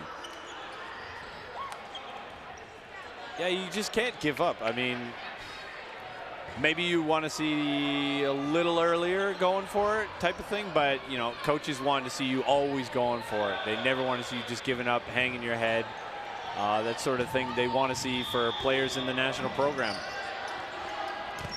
Whatever the circumstances, you got to fight through adversity.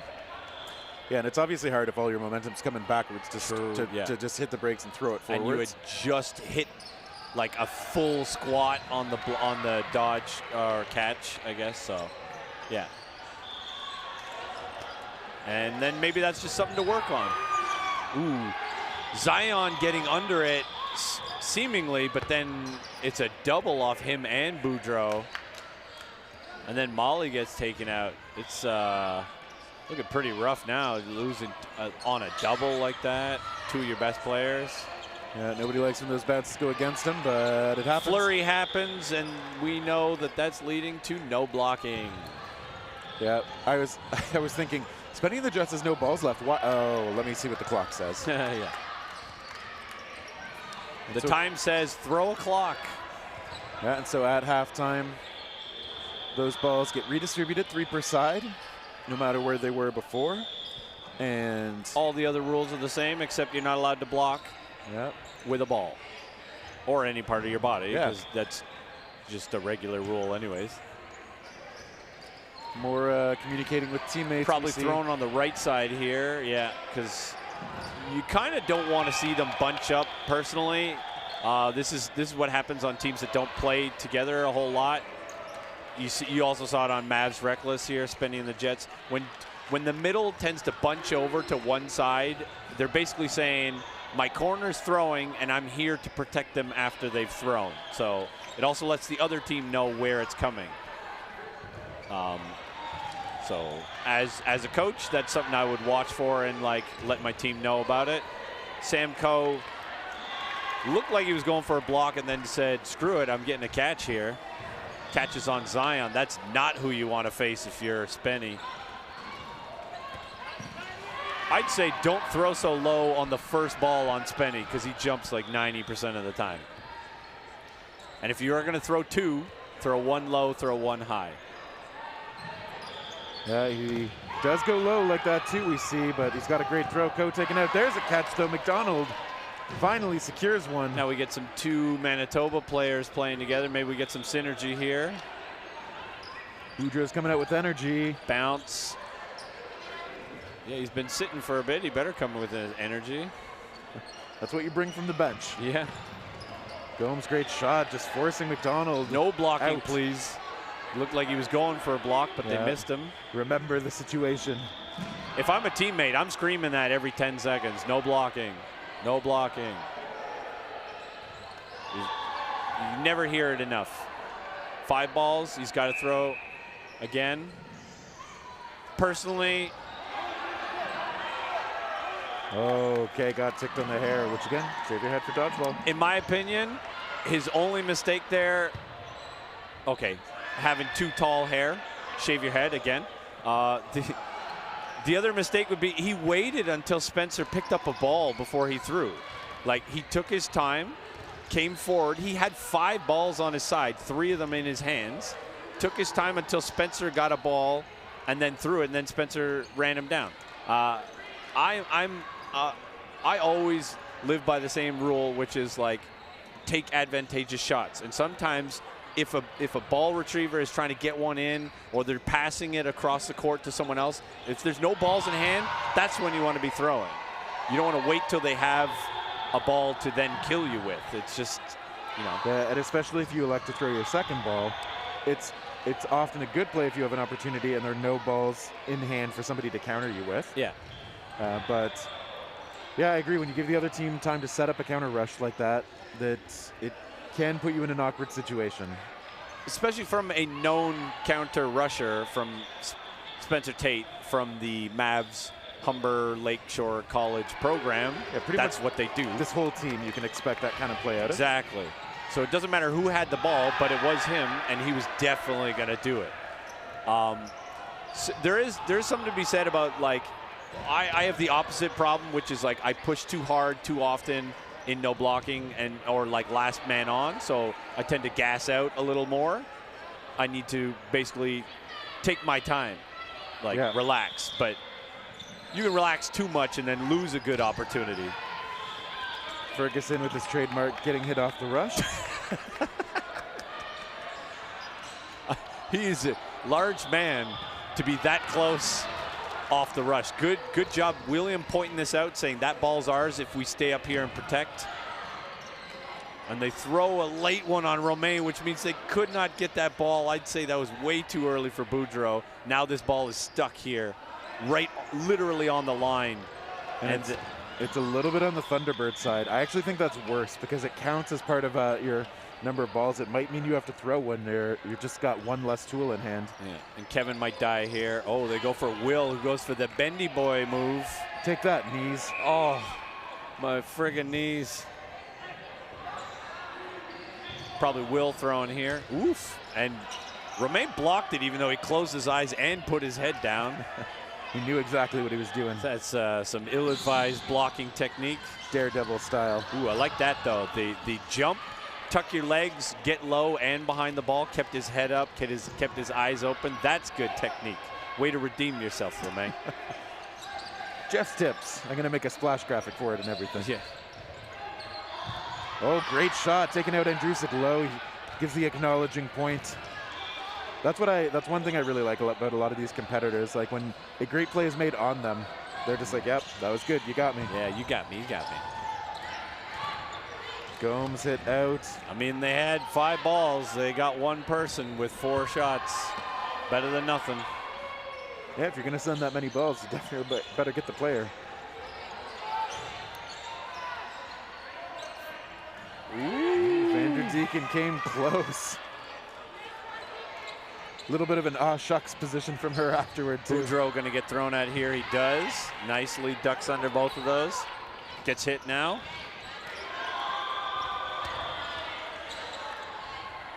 He kind of thought he was gonna go for that ball, then realized he couldn't. Then he was stuck in that like kneeling position, so much easier to hit him there. Van der Deeken throwing that one away. That was ill-advised again because we have a trap ball on their side. She's holding the only ball in hand. Sometimes when I say to my teammates, I literally say just prioritize that ball, whatever you got to do. Sometimes it means don't throw. Sometimes it means pump up, pump fake, like get that ball, Kevin. It's like he's not listening to me. And Liebo did something cheeky over on the near side. If you saw, a ball was slowly rolling back to their side. He stopped it while it was still on the Thunderbird side. Interesting. So essentially doing that, keeping it in the danger zone. And Van der Deeken basically just sacrificed herself to get that ball, feeling bad for having thrown away that ball earlier, and then died for it. And then more balls come out, take out her teammate. But Kevin. I like the team spirit, though. Yeah. Ooh, good long shot from Kevin Wu. Setting up the one-on-one. They weren't booing him. They were saying woo. I was saying Wu earns, I'm afraid. I was saying Wu earns. Kevin. He's got a ball rolling at his feet. Oof. Almost caught off guard, Liebo. Nice. Okay, very honest. Very honest. That had to be a finger block because it looked like ball from here. Yeah, I don't know what else it could have been. It's yeah, you hate to see it if you're Romain, but you love to see it for the sport. I mean, it's one of the things that literally cannot be reffed, in my opinion, finger blocks. But when players call themselves out, that's just very appreciated. False start. The Jets were turned on too quick. You're getting dangerously close to puns. I don't know. You've had some wordplay that I'm allowing, but I will not allow puns. Ferguson doesn't get taken out. Yeah. Wow, like off-brand Ferguson.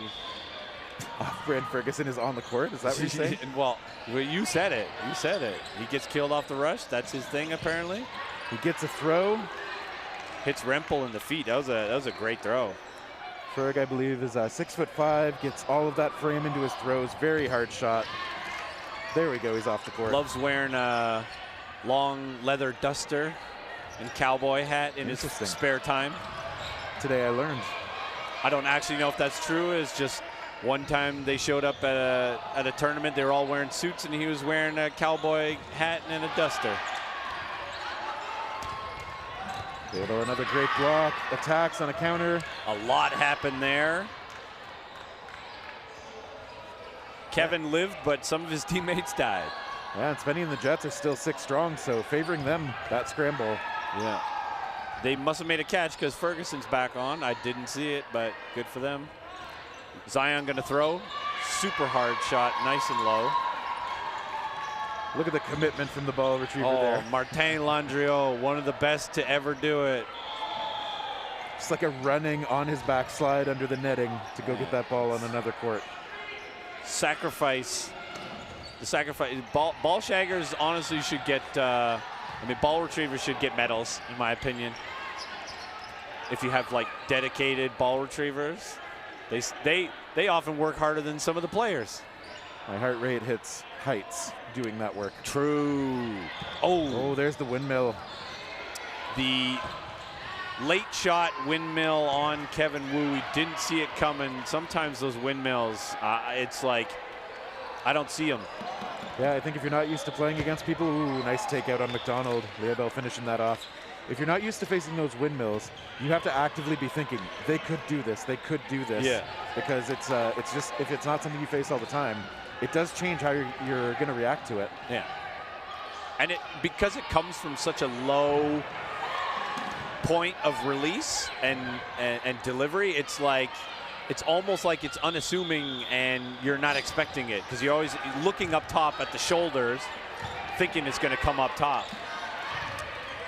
Ferg doing his thing, taking a body and then going off. Yeah, he is good at those off the rush throws. But they took out Zion and Molly on that one, so arguably that was worth it. Yeah, and they're very likely going to win this one. In fact, they're up by 2 with, I think it's about 40 seconds left. And so Team Thunderbird's going to have to work really quickly if they want to fight for the win here. We did see some good pace and execution out of them last match. But I think the refs are talking about this is going to eat a bit of the time. It'd be really hard to end this match in 20 seconds anyways, but yeah, gonna have to get one of those triple hits. And even more time wasted while we were confused about when we were starting. Good block by Boudreau. I think they just need to go balls out here. One ball out from Andrusek, but misses the mark. Still good on him to take that shot under the circumstances. In my opinion, they should have all rushed forward and taken some shots. They still couldn't have won. They had 3 balls and 4 players, but hey, you never know. Get the bounce. I think basically at this point, because it's round robin, you play for plus minus. You basically say, let's give our best shot and no blocking, which is what this is right now. The players dropping balls. Ooh, or great grab. People like Spencer Tate going for catches, and Ferg says, thank you, I need catches to play. Boudreau taken out as well. So Vander Deacon gonna have to do it herself. The Jets looking more like hungry sharks at the moment. Huh? Is that a music reference I don't get? Nope. Okay. Vander Deacon taking out Spenny and the Jets, a 5-2 win. A couple of things could have gone slightly different, and that would have easily been 4-4 or even 5-4 the other way. I can math. Yeah, it was a good match. Some close points, but Spenny and the Jets coming out a little more clutch in those close ones.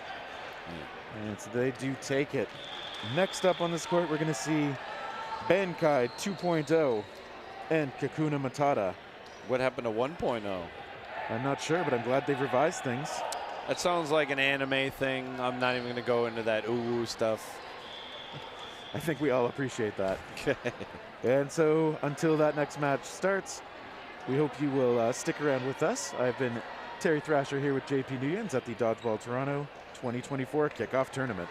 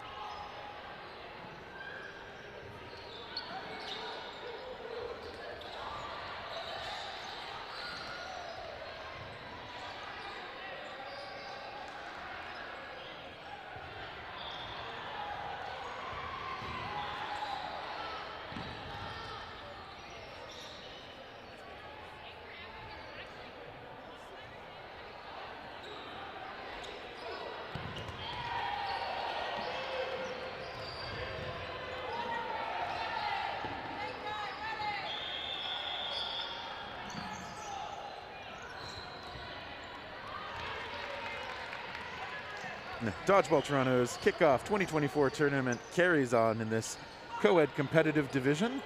We've got Unhinged out there on the left side. I feel like I should say their name that way or something similar. Unhinged. First time, I think, on the main court. And then on the other side, we got those MFS Thunderbirds out one more time. Third time in the round robin we've seen them on this court. The MFs kind of tired of seeing them at this point. And the MFs stands for Mixed Foam Squad, just to be clear. One more time. The MFS Thunderbird. I like the name, though. Very evocative. Very evocative. What is a Thunderbird, though? It's nothing, right? I think it's a specific, like, indigenous kind of a mythical figure. Ooh. So if that's the case, if I've got that right, then I think it's a really cool source to draw on for a team name. Mythical is AKA nerd fiction. or, you know, possible history. Okay, well, mythical means something else because a unicorn is mythical. It doesn't exist. All right, we don't need to get into that. Anyways, back to Dodgeball. As soon as that happens, dirts it into the ground, shakes it off. Kevin Wu calling a play on defense.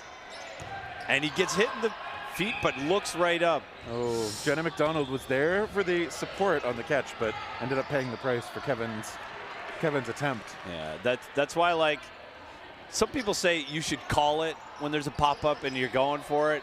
I am not able to do so, so I just make it known I'm going for it. I'm tall. It's easy to tell I'm going for it. But, like, if somebody else gets in the way while I'm going for it, that's their fault. Fair enough. Everybody else should be looking forward. JP's takes, once again. I'll work out a graphic for it. JP's takes. And so the Thunderbirds have 4 players to 2 for Unhinged. Going to try and close it out for that first point. We're only 2 minutes in. Zion Leaf, okay, gets one through the blocker. Okay, that was confusing. She was waving like she was going off, then stopped. Didn't pass the ball, but then did. Looks like Unhinged, the jersey you were talking about that you liked. They have, ooh, nice movement by Kevin. And then unnecessary fake at the end. She didn't even have a ball. But I like the patience, at least. Yes. I'm glad he didn't release it there. No need to force that. But I've been talking with him about, like, wasted energy. That last fake at the end, oof. Just emphasis on the point.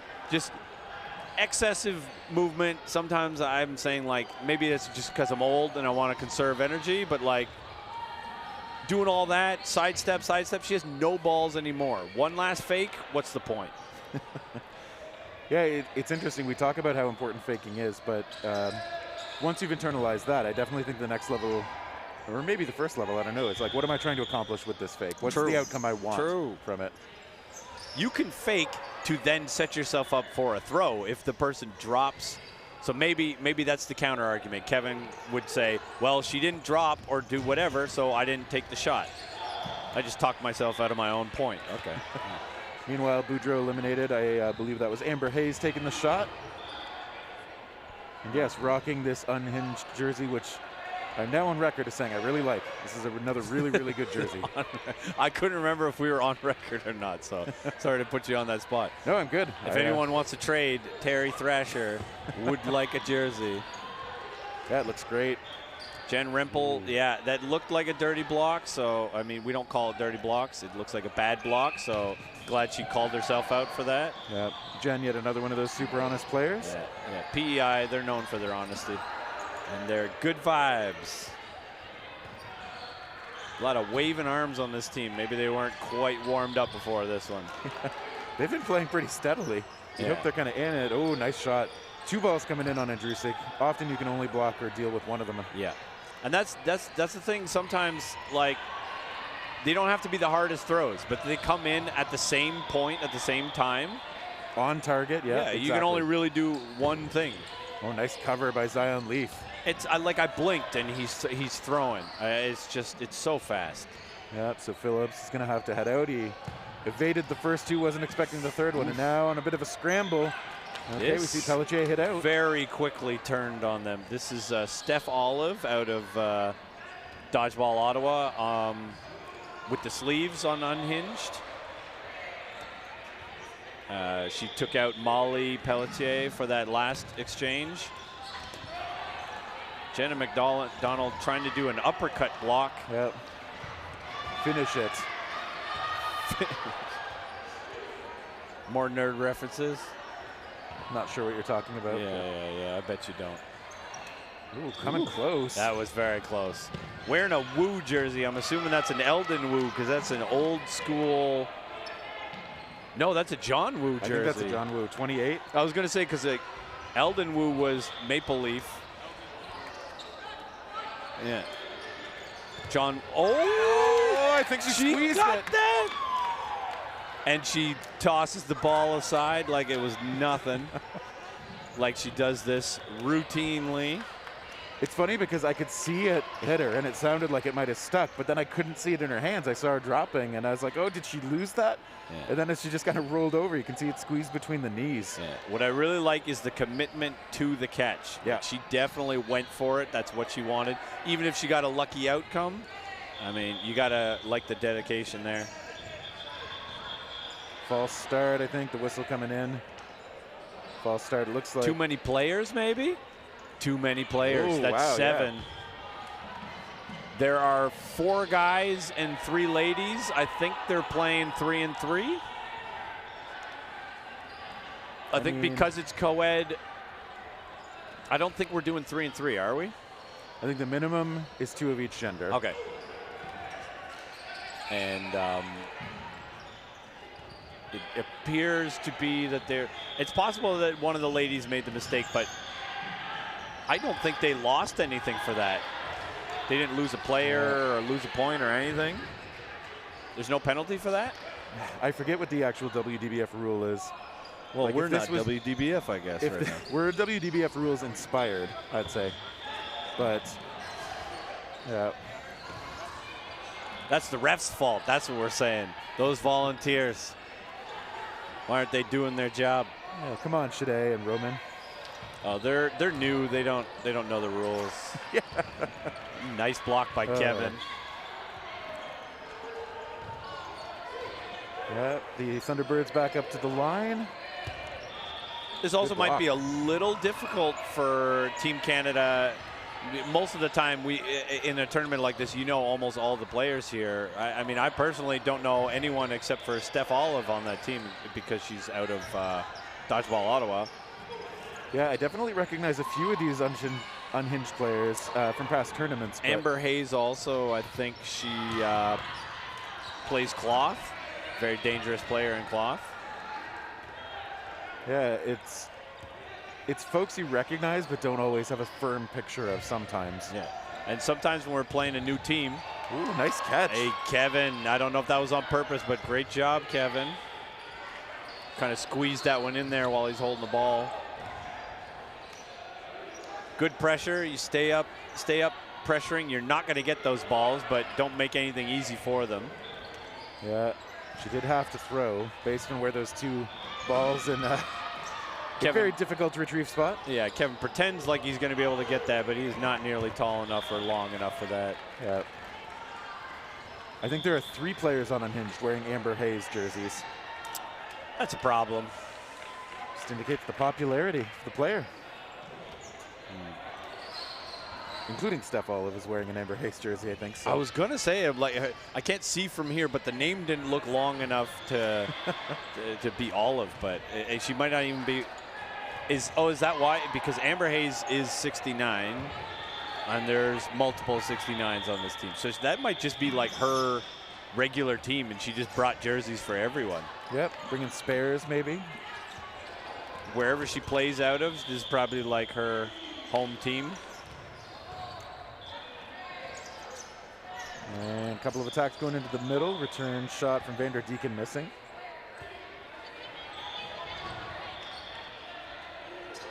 Zion Leaf making the defensive call. I think Boudreau tagged off the knee. He gives a little oof as he gets hit. Oh, and not able to squeeze the catch on the far side. Vander Deacon gets it out. Jenna McDonald actually made a nice reactionary catch too, so you'd love to see it. Nice energy out of Hayes there. Very noticeable with her bright blonde, usually a mohawk. It's a little, not actual mohawk, maybe faux hawk, but yeah, I like the distinctness. Yeah. Oh, long range shot, and Vanderdeeken clipped as well. So Pelletier, Vanderdeeken heading out. And that was, of course, the little flurry before we get to no blocking. So Jenna McDonald and Sam Coe gonna have to do all the work. Facing 4 from Unhinged still. Two very strong players. It's not impossible. Oh, we got a graze though onto Sam Coe. Never mind, it's impossible. Oh my goodness, do you not believe in Jenna? I believe. Well, you jinxed me. You jinxed me that, and then I jinxed them. I blame you. yeah. It's 2-2, Unhinged, securing that last point in the no blocking period. And so it's anyone's match. 11 minutes to go. If I'm the MFs at this point, I'm changing something. Like, if I'm talking in the huddle, I'm talking about what we need to do differently. I wouldn't say they're necessarily underestimating this team, but we know that this mixed foam squad can do better than this, and they nearly beat Umunchi earlier. Had a very strong game against the Lakeshore Hawks. And it's possible that they just don't know these players, but that shouldn't matter at all. It's they need to just make their hits, make their dodges, get their head in the game, shake it off. It's basically, a tie at half. That means it's 0-0. Yeah, and you've got 10.5 minutes to make it something in your favor. Yeah. True for both teams, of course. And you're right. Even if we got tournament runner Sizravi here. We got a running clock here. Stop the clock. That guy can barely talk right now.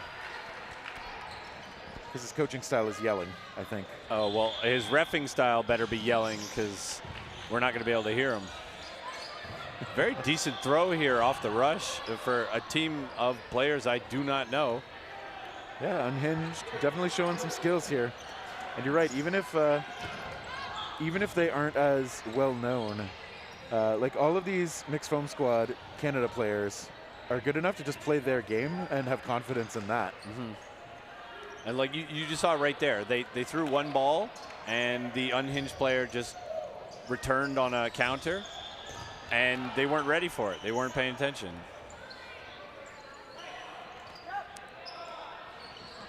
Kevin fired off a counter there. It got blocked. Now Will's probably going to do it. Nice block by Kevin. Ooh, and a return on a Boudreaux. I don't know why he's struggling to stay in. You got hit already. Yeah, I think that one got to him a bit before it bounced. So Robinson and Fuchs, which I trust is how you say that name. I don't want to be wrong the wrong way. Yeah, you don't want to get censored here. Okay, some good exchanges. In that, in my opinion, yeah, like Jenna went for a catch there on like what would arguably be a weaker throw, but now she's out. I think we're taking it easy on them at that case. Like she could have easily just gotten out of the way. Will taking no chances here. Takes off number 14. Well, that's I'm going to say Hamblin. Yeah, there you go. Will calling the play on defense. Immediately going to return here. He doesn't want to take her head off. He plays with her in DBO. She's probably thankful for that. No mercy in tournaments. True. He'll take her out in a different way, like that. Okay, yeah. That is a bit of a William special as well. 2 balls, 2 kills. I wish I had that in me, but I like that the special is just being accurate with 2 shots in a row. He is good at it. I would not advise that for almost anybody, but he comes forward, hits one person, and then even if he doesn't hit the other person, he's at least accurate enough to force the block that they don't counter him so that he can get back. And I would not advise that for almost anybody. Ooh, Kevin. Great throw. See, again, they're getting a really good rush. Robinson almost like got out of there himself. He almost made a catch after making that really solid shot low in the body On of Zion. Kevin Wu. Ooh, and a pop-up that she didn't quite commit to, just put a hand out. And I'm going to say, oh, even if I can read that, Lavriviere. Lavriviere. Oh. We'll try. Oh, he's got the French back. That I heard something. I have headphones on, and I think I heard something. I thought I heard a click there. I'm not going to say anything else. And Zion's probably going to throw and try to take his head off in a second here. So watch for it. In 3, 2, 1. Ooh. Oh, Hayes almost caught grabbed that. Oh, my God. I would have really liked it if Zion could have just thrown at the guy I said he was going to really make that work for me. Yeah, Phillips and Olive attacking. Okay, Phillips taken out. Zion doing some dancing on the sideline. Finally taking out number 12, his nemesis at this point. Okay, there was multiple shots coming in, and I think the trailers were ready to go there too. Yeah, when you're loaded up with 5 balls and 5 players, really hard to come out of that without at least getting one hit there. Like multiple people should be hitting that ball. Like Fuchs is wearing the probably not WDBF legal number of 913. Yeah, what's with the triple digits here? How is that not a false start? That girl is literally off the line when, that is a catch. Great catch, Phillips, right there, quick reaction. Pelletier is gonna rue the day she threw that one. She's kind of confused. She's like, how did that even happen? It looked like it was right on the ground. Ooh. Hey, they caught Will Andrusik right as he was landing on the on the jump. Yeah, he got up in the air over the first one, and then on the way down, got hit in the shins. The old pirouette dodge, hands up in the air, do a little spin. Didn't seem to work for 913. Don't know what his name is. It's Fuchs. It's the Fuchs. He's entered a Fuchs state on the sideline, though. Okay. You're getting one warning. I don't even know what what that actually means. You know what I mean? Like, I know what the word is, and I don't know what it actually means, even in context, but that was actually a pun, and not a good one. Not even like a groaner. So Amber Hayes had made a great shot earlier to help reduce the numbers a little bit further on Vanderdeeken. So there are just 3 out there for Thunderbirds. Unhinged still 4 strong.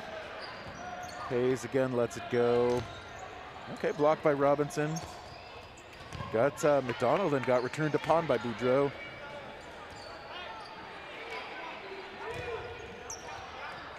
Very emphatic block on Zion there, just to bounce it right into the ground.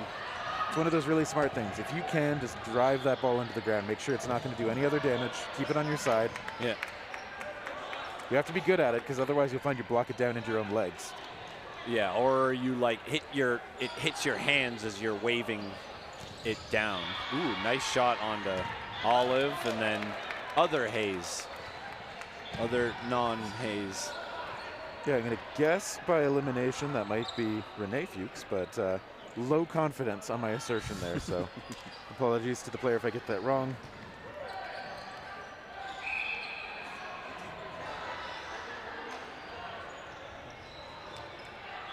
I don't know what the score is right now. It is, okay, so it's 5-2. Okay, so they have turned it around in this half.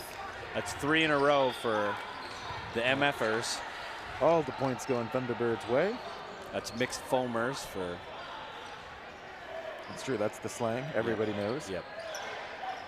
Unhinged sends one in. They find Coe. Coe's actually been kind of neutralized in this match. True. And in that case, he couldn't really do much. I mean, that was 2 balls thrown at him in the corner with 6 players on the court. Now with 5 players on the court, it's easier to move around. Nice. Will takes a nice counter. Yeah, Phillips over there on the side saying, blocked it into my own knee while I was in the air. Nice jump by Hayes. Let's see what they do on defense here for the MFers. Will decides to give Karen the corner.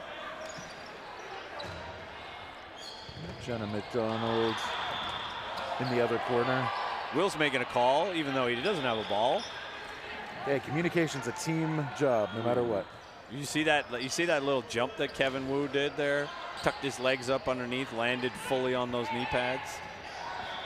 Well, Fuchs scrambles out of the way here. I think he's looking to throw. Nope, just going to set up. Look at that. Lynn Kirkpatrick doing ball shagging duties here for this Unhinged team. She has no allegiances whatsoever. That's right. Dodgeball mercenary. Great hit onto Wu. Amber Hayes is on her cloth Team Canada team, and Steph Olive also plays for Dodgeball Ottawa. So, also she is beloved in the community at large. So everybody should be happy to have her. And the fact that she's still got energy to ball retrieve at this point in a tournament is quite extraordinary.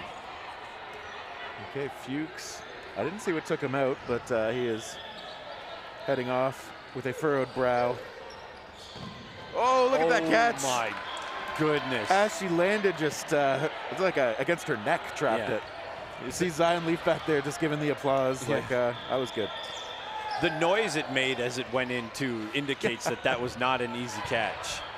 And I don't know where she's been and how long she's been playing, but it feels like she came on strong real quick, and she's quickly rising up in the ranks of Dodgeball players. And Fuchs, that wasn't Fuchs. That was Hamblin. Hamblin tried the old, I'm already going out of bounds, I'm just going to try and knock it in. Didn't quite work either. In ultimate terms, I believe you'd call that a Callahan. Is that what that's called? I think so. I might have called the ultimate. You just think everything that happens in ultimate is called the Well, ultimate? I thought like specifically if it happens in the end zone. Ooh. Ooh, okay. But he's out. He's calling himself out. So, yeah, Andrusic, I'm pretty sure saying he is out somehow, which if that's the case. I think what he's saying is he thought the other player caught it, and because she didn't catch it, he's still on. Yeah, I thought he was saying I got caught, but I thought he said I got hit, which would mean yes, he's out no matter what. But what he's saying is he thought that she had caught it at that point so that his catch wouldn't have counted afterwards. But the player that is not Amber Hayes did not catch, so William should be on, which means the catch should have counted, which means points over. yeah, and if that's the case, I believe we're going to no blocking. And a no blocking, that is a full 6-on-6 start. No opening rush if the point starts this way. And they will start it this way if the previous point is ended within the final 30 seconds of regulation. That's true. That is the only other rule, no opening rush. See some throws early, 2 throws coming out. Nobody wants the ball on the Team Canada side except for Zion, who zings one over to the wants corner. the ball. Yeah. And makes good use of it. 4 balls here for Unhinged. They're going to throw middle. They do. Looking toward Coe again, who just, for whatever reason, has often been the first target. Why me? Why me? And if Sam's going to throw, he does. He hits one, gets out of the way of Amber's counter. Yeah, Phillips is out. Hamlin shot Hamlin sailing says, away. oopsie. Yeah, I love the reaction sometimes when those just get away from you. Almost hits the other camera 10 feet in the air outside the court. Ooh, a nice little dodge by Robinson. Little hop and a turn. He's wearing some interesting shoes over there. They don't look like, they almost look like soccer cleats without the cleaty part. Oof. Oof. Hayes hit out as well. Yeah, I think they might be court shoes. I can't tell 100%. And they kind of clash with the jersey, but I still like them. You just like flashy colors no matter what. Yeah, I'm a fan. Yeah. Okay, nice sort of sidearm flick. Zion. Okay. Good dodging by Hamblin there. Olive showing that she's ready to make a catch if that's what comes her way. I think Coed is making the call now for Thunderbirds. Steph Olive going to throw here. Oof. Okay, Sam Coe makes a throw while falling. Plays it off like meant to do it. LeVivrier, the only one left out there, goes preemptive, gets a hit though. Pelche is Gonna go for McDonald. Ooh, catch very nice. up in her neck and does a mini flex too. She doesn't get too excited. Like her face doesn't ever look too excited, but you could tell even by that little flex, she liked that one. She wanted that. Good moment for sure, and that'll make it 7-2 for the Thunderbirds. Unhinged was hanging tight with them 2-2 in the first half, but Thunderbirds figured it out in the back half. I'm going to give all that credit to Coach Dennis Kennel over there. I believe. Oh, and Guylaine Sanfilippo. Guylaine was there the whole I think Guylaine is the actual coach of this Team Canada Red. By the roster, you're right. I misattributed the coaching success. I'm so sorry. Dennis Guylaine just showed up to try to get credit right at the end, now that he saw that they were winning. And so that'll do it for another one. Let me see if I can figure out who's going to be on this court next. Looks like we're going to have Baddys versus Fortune. Ooh, lovely. Fortune, don't think I know Fortune. You know Fortune with the checkered black and sort of green jersey. Oh, yes. Lucas Boyle, Bill Fisher. Bill Fisher's team coming out of the States trying to win another Canadian tournament versus Maddie's Baddies. A name I just cringe saying, but they are a formidable team as much as they are a cringy name. Well, you're going to be saying it a whole bunch when we come back for the next match here at the Dodgeball Toronto Kickoff 2024 tournament. I will not.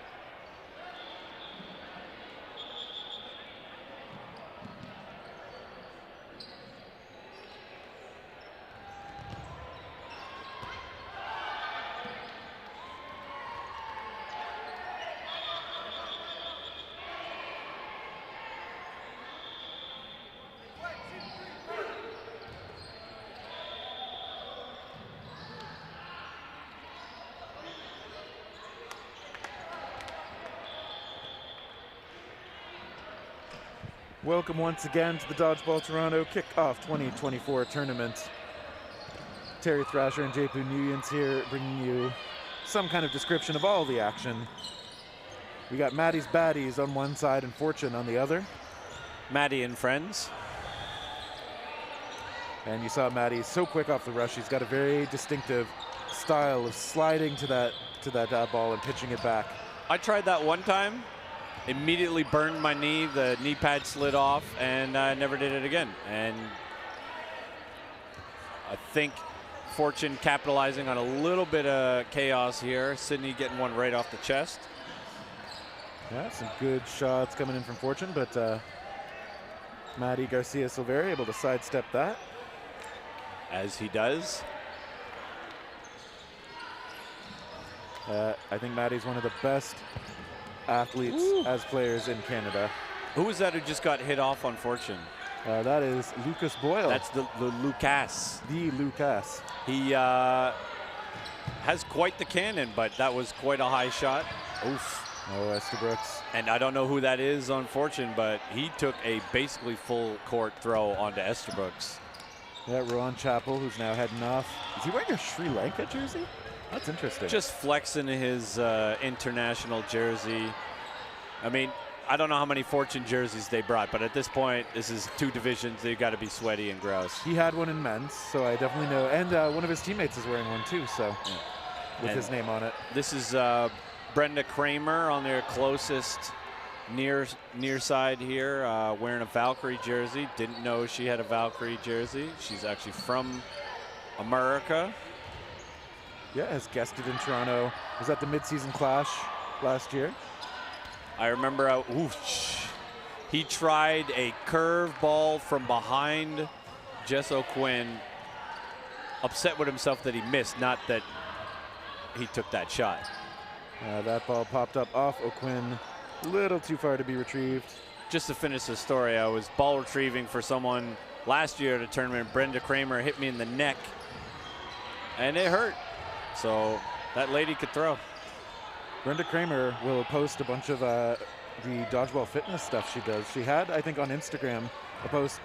She called something like pre-tournament prep with just some of the focused exercises she'll do before these tournaments. That'd be cool. Please share that with me. I need some. I like that kind of content quite a bit. Right before that ended, Pete Decker got hit in the feet by a really nice shot by the Fortune player, but Brenda Kramer there to clean it up afterwards. Seems like a pretty fun, easygoing bunch. Yeah, and if your eyes are burning now, it's because Claire Curry is on the court in that astonishing shade of yellow. Yellow pants. Joey LeBlanc in there. Looks like he got Bill Fisher, and looks like he got too. He done got. Delamora is now in the far corner, and Ruan Chappell taking over the near corner here for Fortune. The guy with the long hair on Fortune, what did you say his name was? That is Delamora. He basically always throws when he gets to the line. I've also seen him be an excellent catcher. I have too. Yeah. He's looking at his teammate like, "What's up, bro? Why are you dead?" Garcia Silvera is so confident in his blocking up there. Yeah, ill-advised position for anyone other than Matthew Silvera. He has got such quick reactions on those moments. Going to be coming from Delamora. He does. Cody Burke saw it and took him out. I feel like the way that bounced off Burke, it almost was a double. Yeah. And if people had been looking in that direction, hopefully like a team catch, but everybody was just turned away. Yeah, Didn't get some of the other action. And I even missed a catch at some point because Joey LeBlanc is back. Yeah, guess who's back?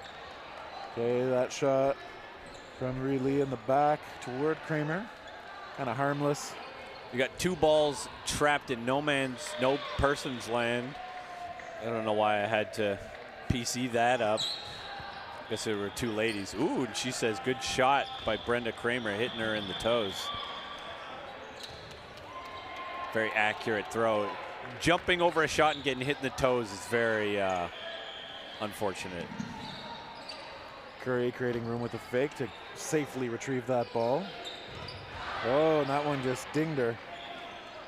Good shot, hitting her up high. I don't think that hit her. Yeah, I thought she was okay, but refs, again, had a better view. It's Dongan out there making the calls. I wonder if we're going to see some Bill Fisher now. No, he grabs the penny. Come on, Bill. Bill might be pretty sore from yesterday. We are going to see some Lucas.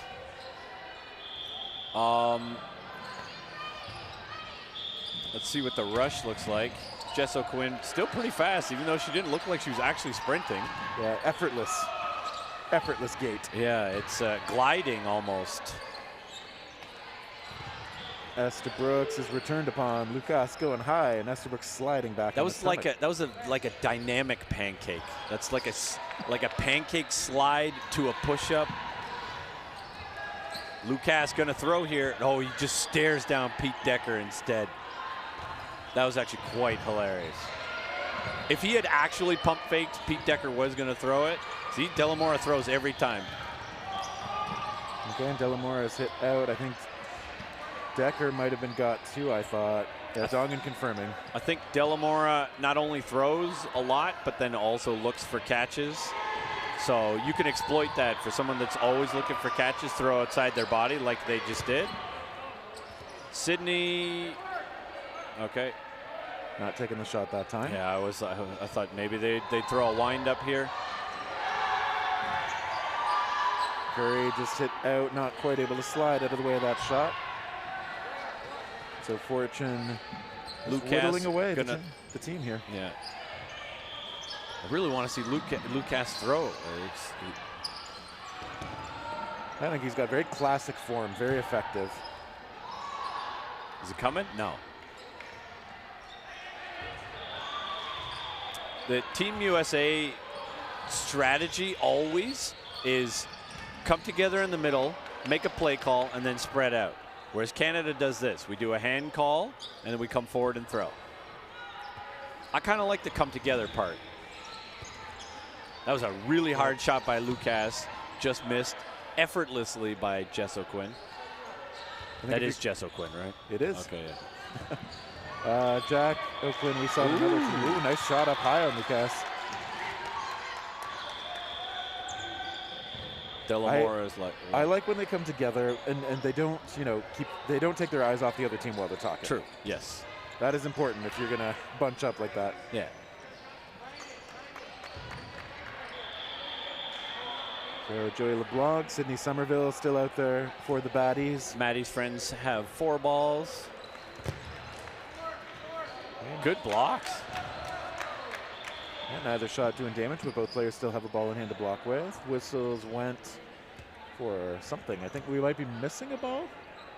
As I see 2 in hand on the Baddies and just 3 for Fortune. Looks like. Oh, that's Bill Fisher's fault. Bill, you are the ball retriever.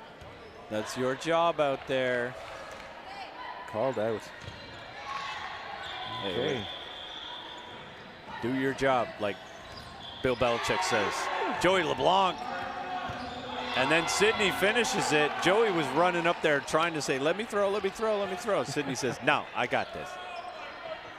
Yeah, finished really well. Speaking of doing your job, Joey LeBlanc doing exactly what he is supposed to do, making clutch catches like that. Yeah, LeBlanc, definitely known for the catching skills, has honed those out in Nova Scotia. Yeah. And Kalen Esbrooks is pointing out a really crazy play happening on another court. Get your head in the game, kid. Maddie with a great slide as usual. Cody Burke throws, gets out of the way.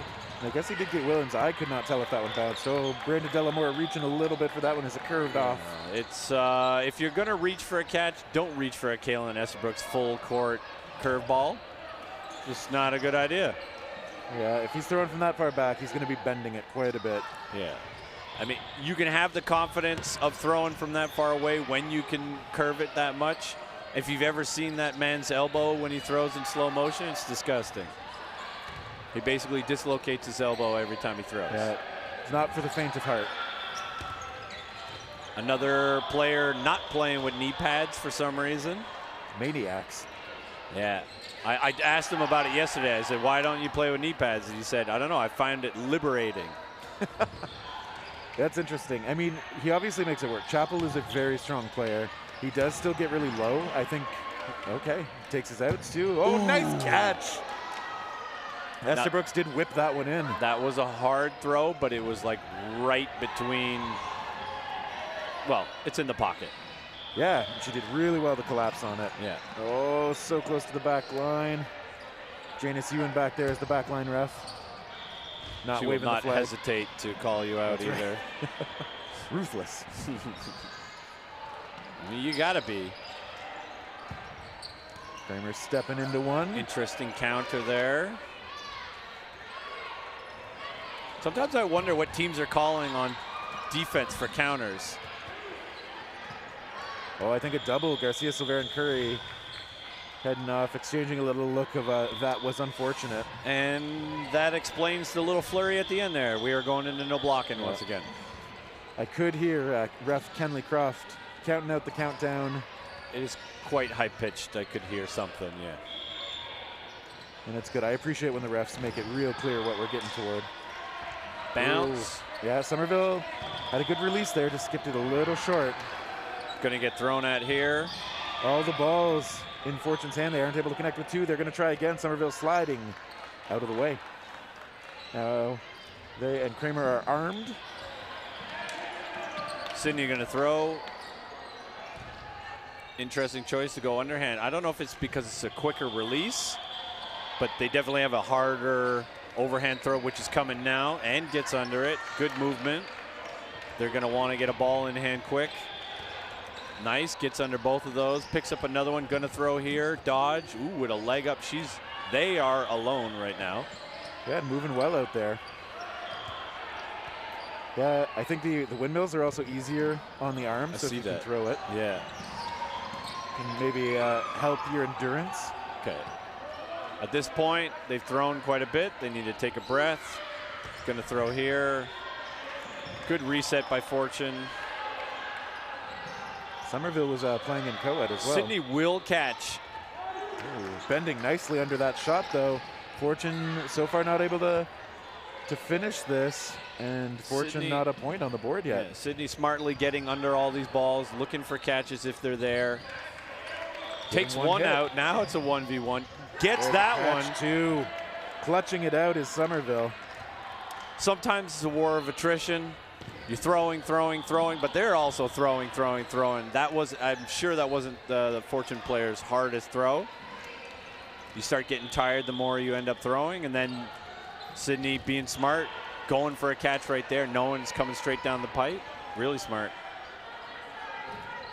Yeah, it's never easy at this level to close out a 1-on-2. So yeah. Oh, props for sure. to Sydney, and that secures a 4-0 edge for the Baddies. And again, this feels like one where the fact that it's 4-0 doesn't tell you much about just how close these points have ended up being. But True. Just some good clutch work by the Baddies. And all these players were playing yesterday as well, but the Fortune players, basically there's not a lot of subs on this team, so maybe they could be a little tired. I don't know where they're playing out of. Chicago? Seattle. Seattle, even farther. They're just Seattle. That's right, Seattle. Yeah.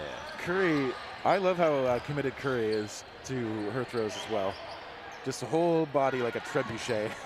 Yeah. Whipping forward. Yeah, and when her fake happens, it's still a full body, like bend in half fake. And she makes sure her face sells her fakes too. Jeez, and my body hurts watching Bill fake there too. Yeah, Bill Fisher with a bit of an unorthodox delivery a lot of the time. It was kind of sidearm. Ooh, I like nice that try by little Kramer. like slide he made and popped himself back up. Yeah, he moves well. Yeah. Okay, he does get tagged a little bit. Heads Chappell out. thinking about throwing that, doesn't. Lucas, is he going to throw here? No. Brenda Kramer throws. Now they have 5 balls on Fortune. They got to throw 2 at Kaylin Esbrooks. It's so far up, but it's out of play. Not even worth even pointing at. Nobody's going for that. Like at that point, Kaylin should be the one going for it. He probably got hit multiple times, so. Run it out. Ooh, nice shot by Chappell. Didn't even like put his whole body into that. Just kind of winged it out there. Yeah, snapped it. A snapper. Curry really lets that one fly. Lucas. Okay, O'Quinn gets blocked. Chappell again right there. Yep. Lucas kind of directing things. To left side, I think I heard. I was wrong. No, I was right.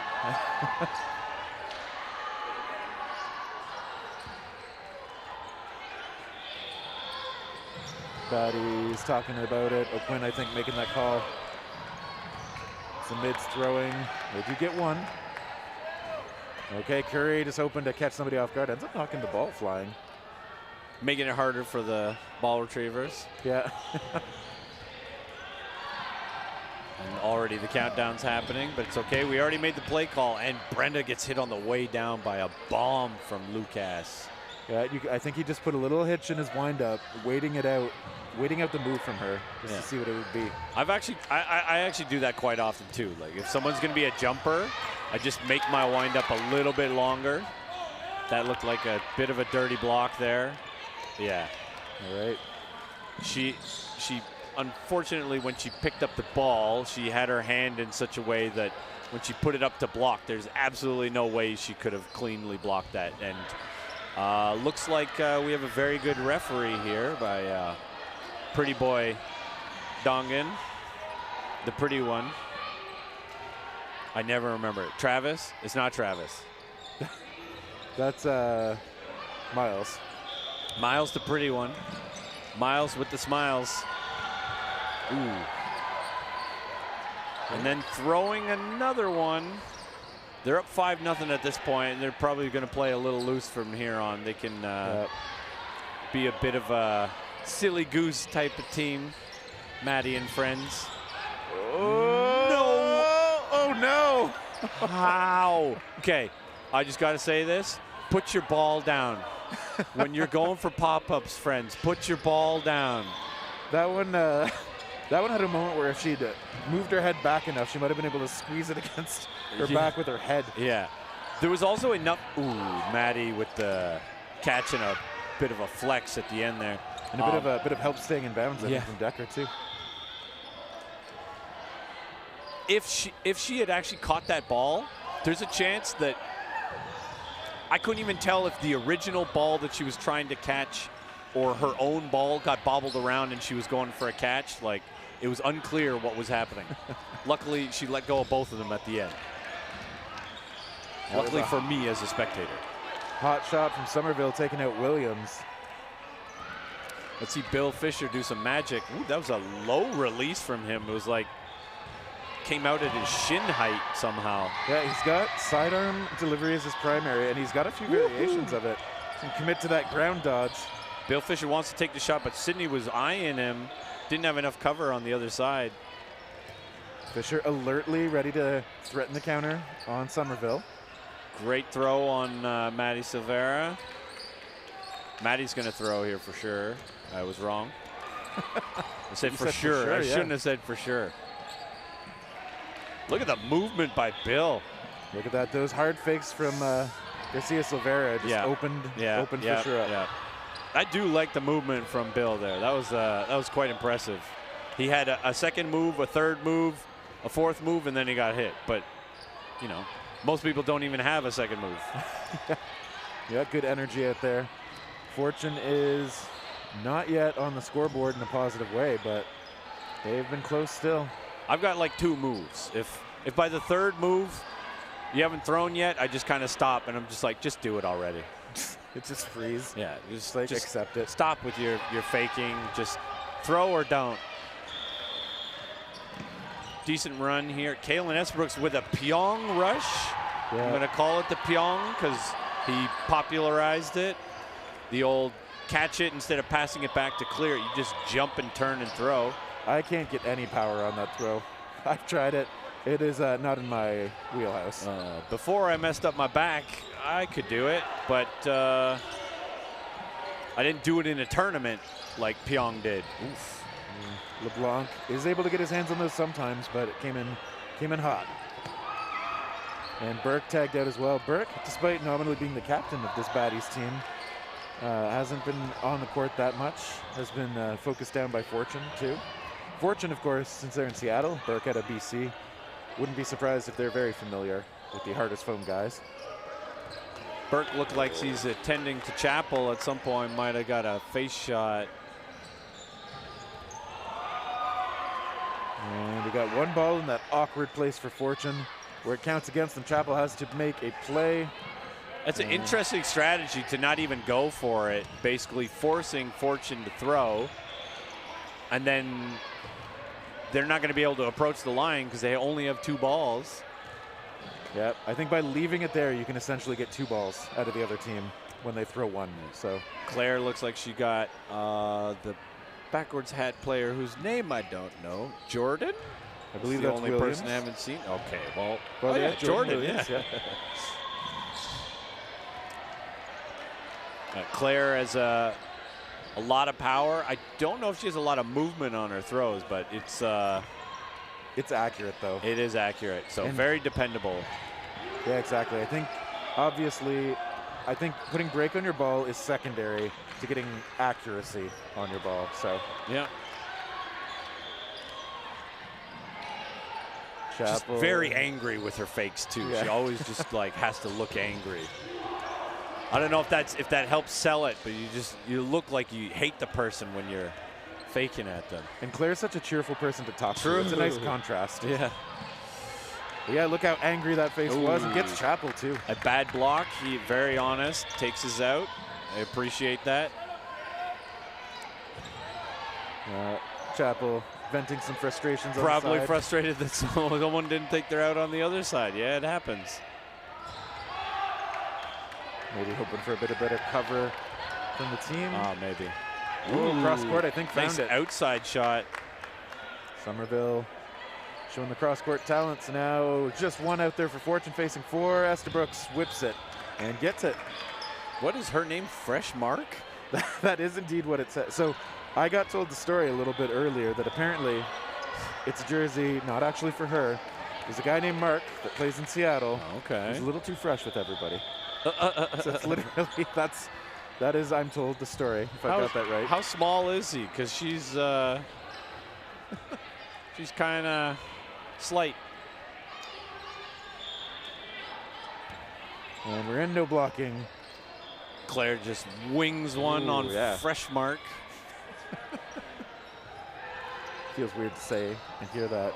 Maddie with a fake pass back. Oh, Claire Curry hit on the knees. She was low, but that ball was lower. Sydney went for a catch, gets hit in the face. Probably not happy with that. Yeah, never feels great. Even though it's not that bad with the 7-inch foam balls, but it's not fun. They've got a lot of facial accessories. I'm sure that didn't feel great. Yeah, that's true. That makes it worse. They've got like 8 piercings on their face. Weirdly, I don't, so I can't speak to what it's like.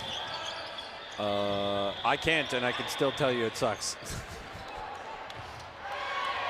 Delamora, look at that, didn't throw. Lies. Does get hit, loses the hat. Definitely got hit off the hat, though. Yeah, just retrieving it. I'm not sure what he's looking to clarify, but Estabrooks talking with him, giving the acknowledging hand. Baddys with a 7-0 lead, hoping to maintain the shutout for Maddie fun and style. friends. Maddie gets hit. Yeah. Went for that catch. Decker. Chapel says, here we go, one more. Ooh. Chapel going to take this for sure. I know he wants at least one. I got to stop saying for sure. I meant that. I meant eventually he's going to take it for sure. Yep. I mean, it may be the last one, but it feels good to get one anyway. Estabrooks just say, there you go. These were close points. Once again, the score does not reflect the talent on both sides and how close it was. Yeah, I mean, we saw Fortune in the men's division just being a really, really capable team yesterday. Yeah. I have not seen their women play at nearly as much, but, from what we saw today, very capable as well. True. And so the fact that they almost got shut out is a surprise, a little bit of just how the bounces went, a bit of a testament to how well the Baddies played, of course. The Friends squad. And I think that brings us to the end of round robin. And so on the schedule, we have a 10-minute break. And we're actually basically on time. So What a magical way to do things. Dodgeball Toronto managing, we were running late a bit earlier today. They've been able to claw some time back by taking away some of our breaks, which I am okay with that trade-off. And according to the document I'm looking at, all 23 teams in Coed restricted advance to the playoffs. The top 9 teams will get a first-round bye into a round of 16. So we will see some of the lower-seeded teams. And head ref Terry is coming up. Yep. Is there a different Terry? There sure is. You must know Terry Mercury. Oh, by now. Terry Mercury, yes. Part of the legend. Part of team Terry's with cool last names. Sorry, what? Oh, there's only 2 of you. There's also a Terrence Steele out there, Ooh. which is a really good one. Ooh. So if we can find 3 more, we got a team. I think you are. I mean, you're definitely on the Mount Rushmore of Terry's with cool last names. So It's such a wide group of people to consider carving into a big rock. we could do a smaller Rushmore. We could do like a little hill somewhere. Have to be a whole mountain. And so we're going to take a short break, of course, to mirror the break in the schedule. When we come back, we will find out who our playoff teams are going to be on the main court. And we will feed you, the audience, a bit more information about what we know about the playoffs as it gets figured out. But until then, signing off for JP Nugents, I'm Terry Thrasher, and we'll be back with more Dodgeball Toronto Kickoff 2024.